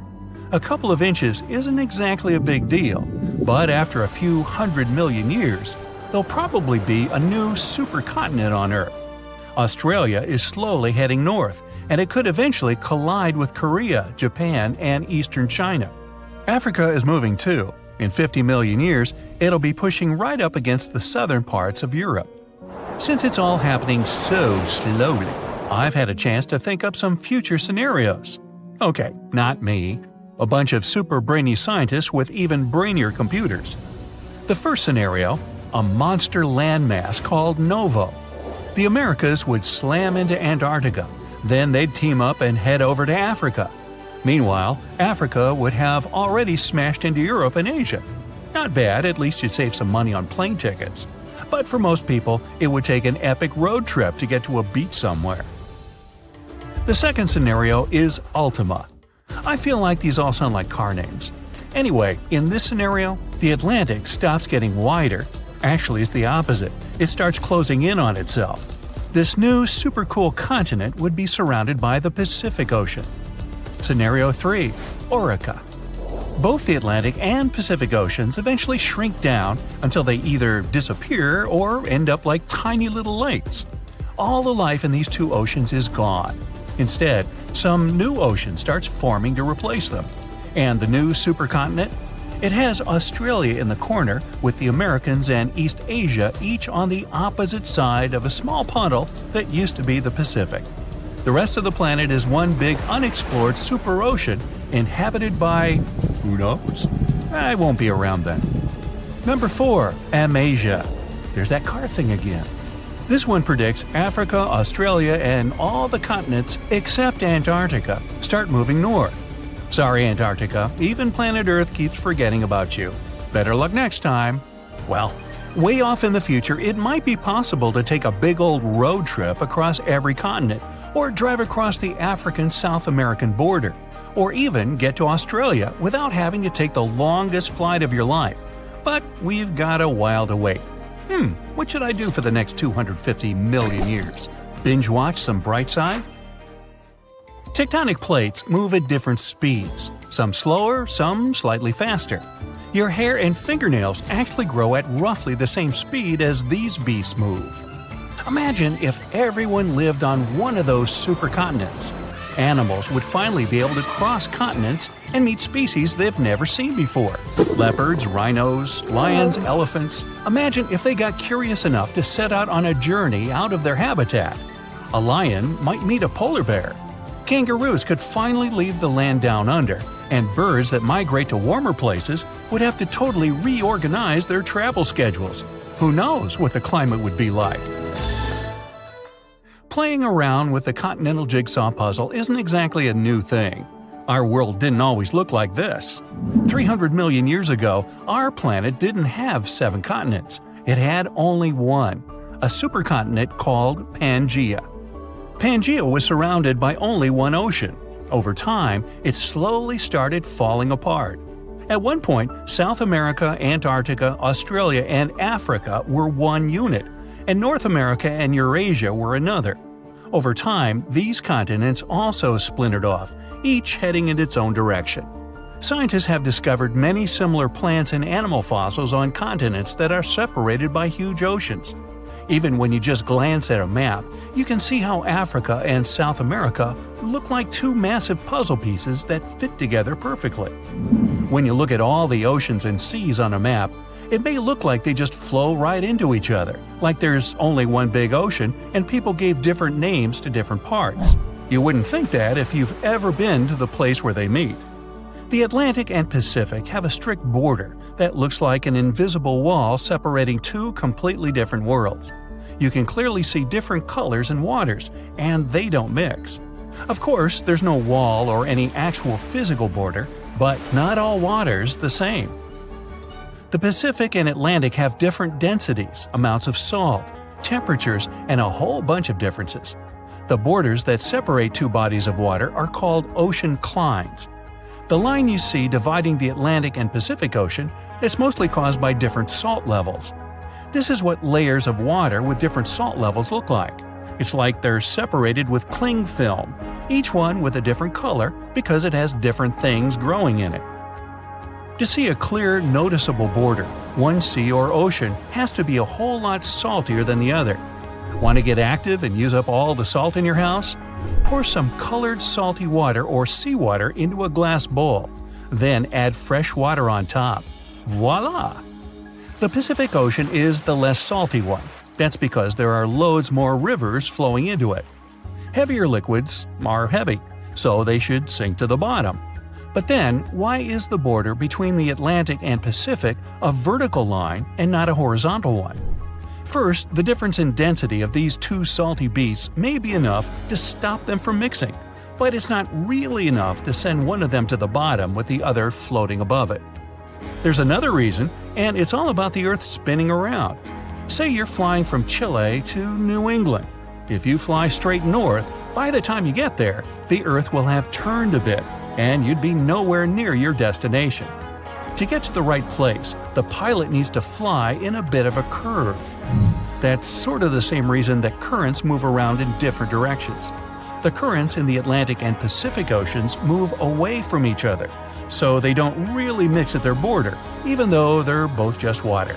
Confused? Yeah, me too. Ever wonder why, despite all our advancements in technology and science, there's a vast expanse of our own planet that we barely know about? Believe it or not, over 80% of our oceans remain uncharted territory. It's as if we've got this massive aquatic playground in our backyard, and we've barely scratched the surface. Also, did you know that only about 7% of our oceans have a special tag called Marine Protected Areas, or MPAs?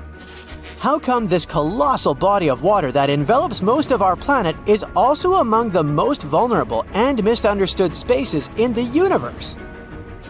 Pressure has a lot to do with it.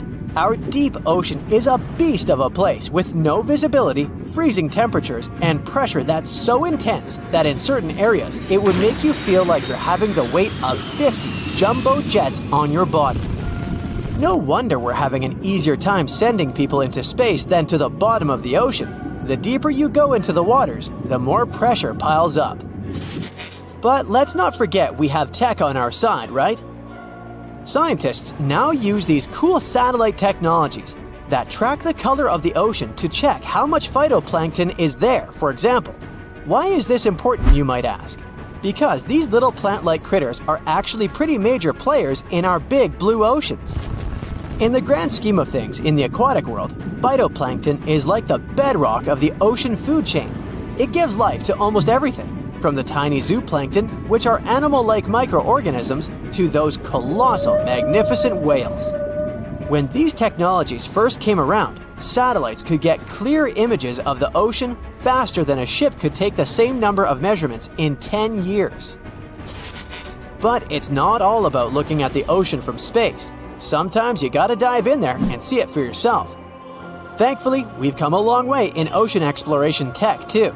We've got things like floats and drifters that ride the ocean currents while collecting data, and a whole fleet of underwater vehicles, some of which are manned, some remote-controlled, and some even autonomous. Remember James Cameron, the guy who made the movie Titanic? He's super into exploring the ocean, and in 2012, he set a record by going down to the Mariana Trench in a vertical torpedo sub. He thinks there's nothing like being in the ocean and experiencing it firsthand. Other companies use a mix of technologies for their ocean explorations. It led them to discover amazing stuff like a deep-sea coral reef near Morocco, the only one still growing in the Mediterranean Sea. They've also discovered new species and documented ones previously thought to live only in the Atlantic. These efforts have convinced local authorities to declare some places as marine parks. As with most scientific areas, the road isn't without its bumps. These expeditions can cost quite a lot, and the lack of detailed maps and data only adds to the challenge. We can't always rely on bathymetric information, meaning the study of the ocean floor, because it's often not available. And that's the tricky part. We need to explore more to know more, but getting the funds for these kinds of projects can be tough when there are so many unknown variables. One particular company's explorations have helped protect nearly 4 million square miles of ocean so far. The data they collect during their expeditions is invaluable. It's used to identify new species, locate vulnerable habitats, and even show where threatened species are being overlooked. Their work helps dismiss excuses from local authorities who claim they lack the necessary information to establish more MPAs. The same company supports a goal known as 30 by 30, aiming to protect 30% of our oceans by 2030. It's a big target, and there's a long road ahead, but ongoing ocean exploration can provide the proof needed to keep more of our oceans safe. We also need to set aside areas for protection and research, even when we don't have all the facts just yet. On that note, some cool scientists have recently stumbled upon a gigantic and mysterious world beneath the Pacific Northwest coast's ocean floor. The best part is, this massive realm of life is pretty much cut off from the rest of the world above, making it like a secret underground club that only the best microbiologists have access to. Picture an active city, except the city is microscopic cracks in the basalt rocks of our oceanic crust, and its residents are microbes. These tiny creatures aren't like you and me. They don't rely on sunlight or the organic products of land and water ecosystems for sustenance. Instead, they thrive on chemical reactions with rocks and seawater. Scientists call this type of life chemosynthetic, which sounds complicated, but it basically means life sustained by chemical reactions. While this sort of life has been found deep in mines and around seafloor hydrothermal vents, the scale at which these creatures are found under the oceanic crust is unprecedented. It might even be the most extensive ecosystem on Earth. A geomicrobiologist from Denmark was part of the team that made this discovery.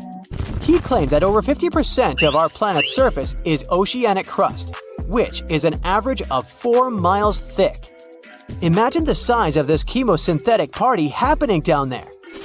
This discovery didn't happen overnight. Since the 90s, scientists have found weird tiny holes in the basalt rocks that make up much of Earth's outer crust. They seem like they might have been made by bacteria, but hey, there was supposed to be no life there.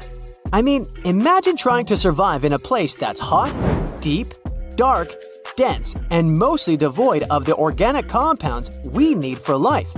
Yet, here they are. In the following years, more pieces of the puzzle fell into place. Scientists found that the oceanic crusts had different conditions at the centers and edges. At the centers, rocks are jam-packed with energy-rich compounds that support these tiny life forms. But by the time they reach the edges, these chemicals are all gone. Fast forward to now, and it's time to put the puzzle together. A microbial ecologist from the University of North Carolina worked on this research and says we now have solid evidence of microbial life in the cracks and crevices of deep ocean basalt. The next question scientists asked was, how far does this life extend? researchers collected samples of crust from a plate roughly 120 miles off of Washington's coast, drilling deep beneath the ocean's surface. What they found down there was remarkable. The life down there runs on a unique fuel, hydrogen.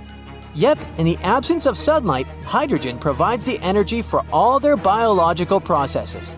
These microbes use hydrogen to transform carbon dioxide into organic matter. This matter and other byproducts, like methane, then fuel other organisms, creating a network of life. Of course, the life down there isn't as complex as the one we know up here. Scientists doubt there will be any multicellular life under the ocean because it's too hot and energy poor. But hey, who knows?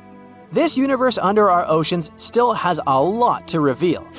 This whole thing is significant for many reasons.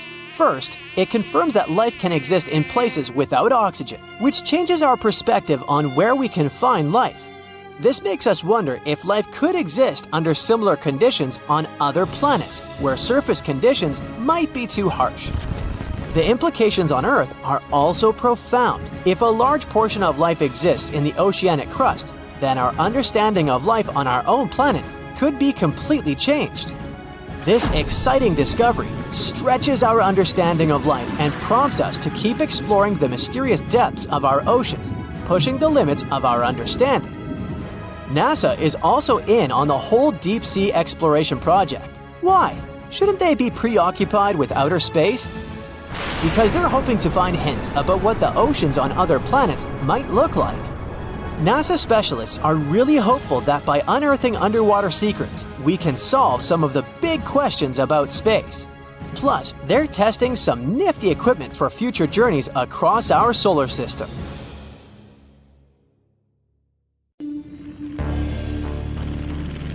In 1945, 5 TBF Avenger aircraft took flight for a routine training exercise around the Bermuda Triangle. In the middle of the exercise, the planes were struck by intense rain and heavy winds, despite the clear weather forecast. The pilots became extremely disoriented and radioed the base to report that their navigational equipment had stopped working. The last thing the base heard was, "When the first plane drops below 10 gallons, we'll all go down together," and then static. The 5 planes and their 14 crew members were never seen or heard from again. On his very first voyage to the New World in 1492, Christopher Columbus sailed through the Bermuda Triangle. Columbus reported that one night when he was on the deck of the ship, he noticed a giant light appear in the distance, unlike anything he had ever seen before. Columbus looked at his compass for direction, and it gave off erratic readings. You might have noticed that the Bermuda Triangle doesn't appear on any world map. This is because official institutions refuse to acknowledge that the area actually exists. A popular theory suggests that rogue waves are responsible for the many disappearances. Rogue waves are called extreme storm waves by scientists. They occur when different weather patterns take place at the same time and cause large unexpected waves. Witnesses say that the waves look like giant walls of water. These waves could explain why ships go down fast and without leaving any trace. The Bermuda Triangle is home to some pretty intense and unexpected weather. Storms build up quickly and unexpectedly, then disappear soon after. If you blink, you might miss it. This could explain why few distress signals are issued. Pilots and sailors never saw the weather coming. No one knows exactly how many ships and planes have disappeared in the Bermuda Triangle. The rough estimate is 50 ships and 20 planes. Most of the time, the disappearances had no explanation and no wreckage has ever been left behind.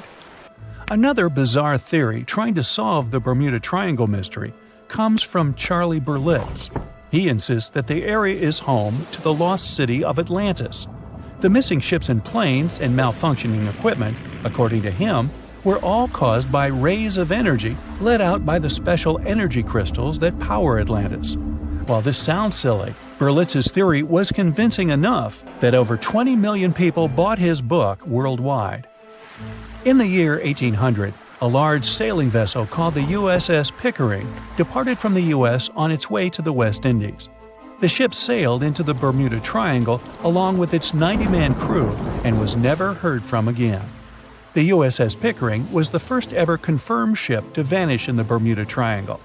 It's believed that the ship was taken out by a storm, but because no wreckage was ever found, we'll never know for sure. When the TBF Avenger planes went missing, a massive search operation was conducted. Boats and planes searched the Bermuda Triangle for any signs of the aircraft. One of the boats searching was a PBM-5 Mariner airboat. The airboat took flight at 7:27 p.m. and called in a routine radio message 3 minutes later. Then, it was never heard from again. No trace was ever found of the rescue airboat or the 5 Avenger aircraft. An enormous investigation was launched into the disappearance of all these vehicles, but nothing was ever discovered. This particular area of the ocean is one of the most heavily traveled shipping routes in the world. Some skeptics believe that this fact solves the mystery. Statistically, the busier the area, the higher the frequency of accidents and disappearances. While this makes sense, it's not the frequency of disappearances that's responsible for the mystery of the Bermuda Triangle. It's the lack of explanation or wreckage found. On the ocean floor, decomposing organisms let off large concentrations of methane gas that gets trapped under the water. This gas can build up until, boom, it ruptures. The gas surges up to the surface and erupts. If a ship was in the area of one of these ruptures, the water would become much less dense and cause the ship to sink rapidly and without warning. Scientists believe this could be the cause of the many disappearances in the Bermuda Triangle. While this theory makes a lot of sense, it doesn't seem too likely. The U.S. Geological Survey has stated that no large releases of gas are believed to have occurred in this area for the past 15,000 years. The ocean floor is made of rocks containing a lot of magnetite. It's more like iron. Magnetic fields react to high concentrations of magnetite on the ocean floor, which may start a sort of conflict between the two. It can often lead to various weather anomalies and, as a result, navigation issues. And, naturally, any changes in the ocean floor or the Earth's magnetic fields influence the Bermuda Triangle a lot. Since the magnetic field is constantly moving, it might be also taking the Bermuda Triangle with it. Now that people know where the triangle is, it's easy to avoid it. It supposedly moves eastward together with the magnetic poles, but scientists still can't answer where exactly it will be in a couple of years. Some people blame all the disasters on the extraterrestrial paranormal activity. Others suppose it's all about raging natural phenomena. There's another triangle in Lake Michigan. Just like the one near Bermuda, the Michigan Triangle got its shady reputation for some disappearances. The first recorded one dates back to 1679. A large vessel, one of the largest of that time, set out on an expedition, yet once it got in the sinister triangle, it never came back. Much later, an aircraft disappeared in this triangle. The skies are usually very clear there, but back in 1883, some people witnessed abnormal things in the area. Some claim to have seen large blocks of ice falling from the skies, and the crew even managed to save one as hard proof. Meanwhile, the Pacific Ocean Mystery Area is another sinister triangle. Off the south coast of Japan, not far away from Tokyo, there's a sea where plenty of ships met their doom, disappearing without a trace in these waters. They call it the Devil's Triangle. Some scientists believe the cause of anomalies is the environmental changes. Also, there's a really high concentration of methane hydrates on the bottom of the ocean in the Pacific Triangle area. You're deviating from your original course and sailing in the wrong direction. There's the Caribbean Sea near the triangle, peppered with small islands. The seafloor here isn't deep. The ship can get in shallow waters. And now the ship is stuck on a shoal, and you have no idea where you are. If this were the 21st century, the ship's captain would be able to reach the shore using GPS and other modern navigation. But the most interesting thing is that the compass would work correctly this time, since the magnetic North Pole hasn't already coincided with the true one for a long time in the territory of the Bermuda Triangle. The agonic line is somewhere far away from here. There are no problems with navigation now. But for some reason, this is where ships disappear. In fact, not just here. Throughout the Atlantic Ocean, there are places where many more ships were gone. The Bermuda Triangle is not even in the top 10 of such places. One of the main reasons why many ships are lost here is that one of the most popular shipping routes in the Atlantic passes through the Bermuda Triangle. And the more ships in one place, the more shipwrecks. Simple probability. Then, it just starts getting weird. Other theories say that there's a space-time rift in this region. Ships and planes fall into this rift and end up in the past or the future. But for some reason, there's not a single proof of this myth. There's no reason to think that the rift is hidden somewhere here. The base of an extraterrestrial civilization is located in the Bermuda Triangle. Visitors from other galaxies steal sea vessels along with the crew, so no one finds the wreckage of the ships. This is also a popular myth that has no scientific justification. The Kraken lives somewhere in the triangle. It's a huge squid that sinks ships and also is a legend that sailors tell each other. However, gigantic squids live in the depths of the ocean. They can grow to the size of half a train car, but no cases have ever been recorded where they sunk a large vessel. And in the area of the Bermuda Triangle, they have never ever been seen. People in the past didn't know about the existence of these creatures, so when they saw them for the first time, they described them as huge, terrible monsters. Giant squids are some of the most elusive creatures on Earth, and scientists had to use sonar equipment to find them. They don't like to leave the dark depths and are likely to be afraid of the sound of any ship. So, that should squash the squid as a suspect.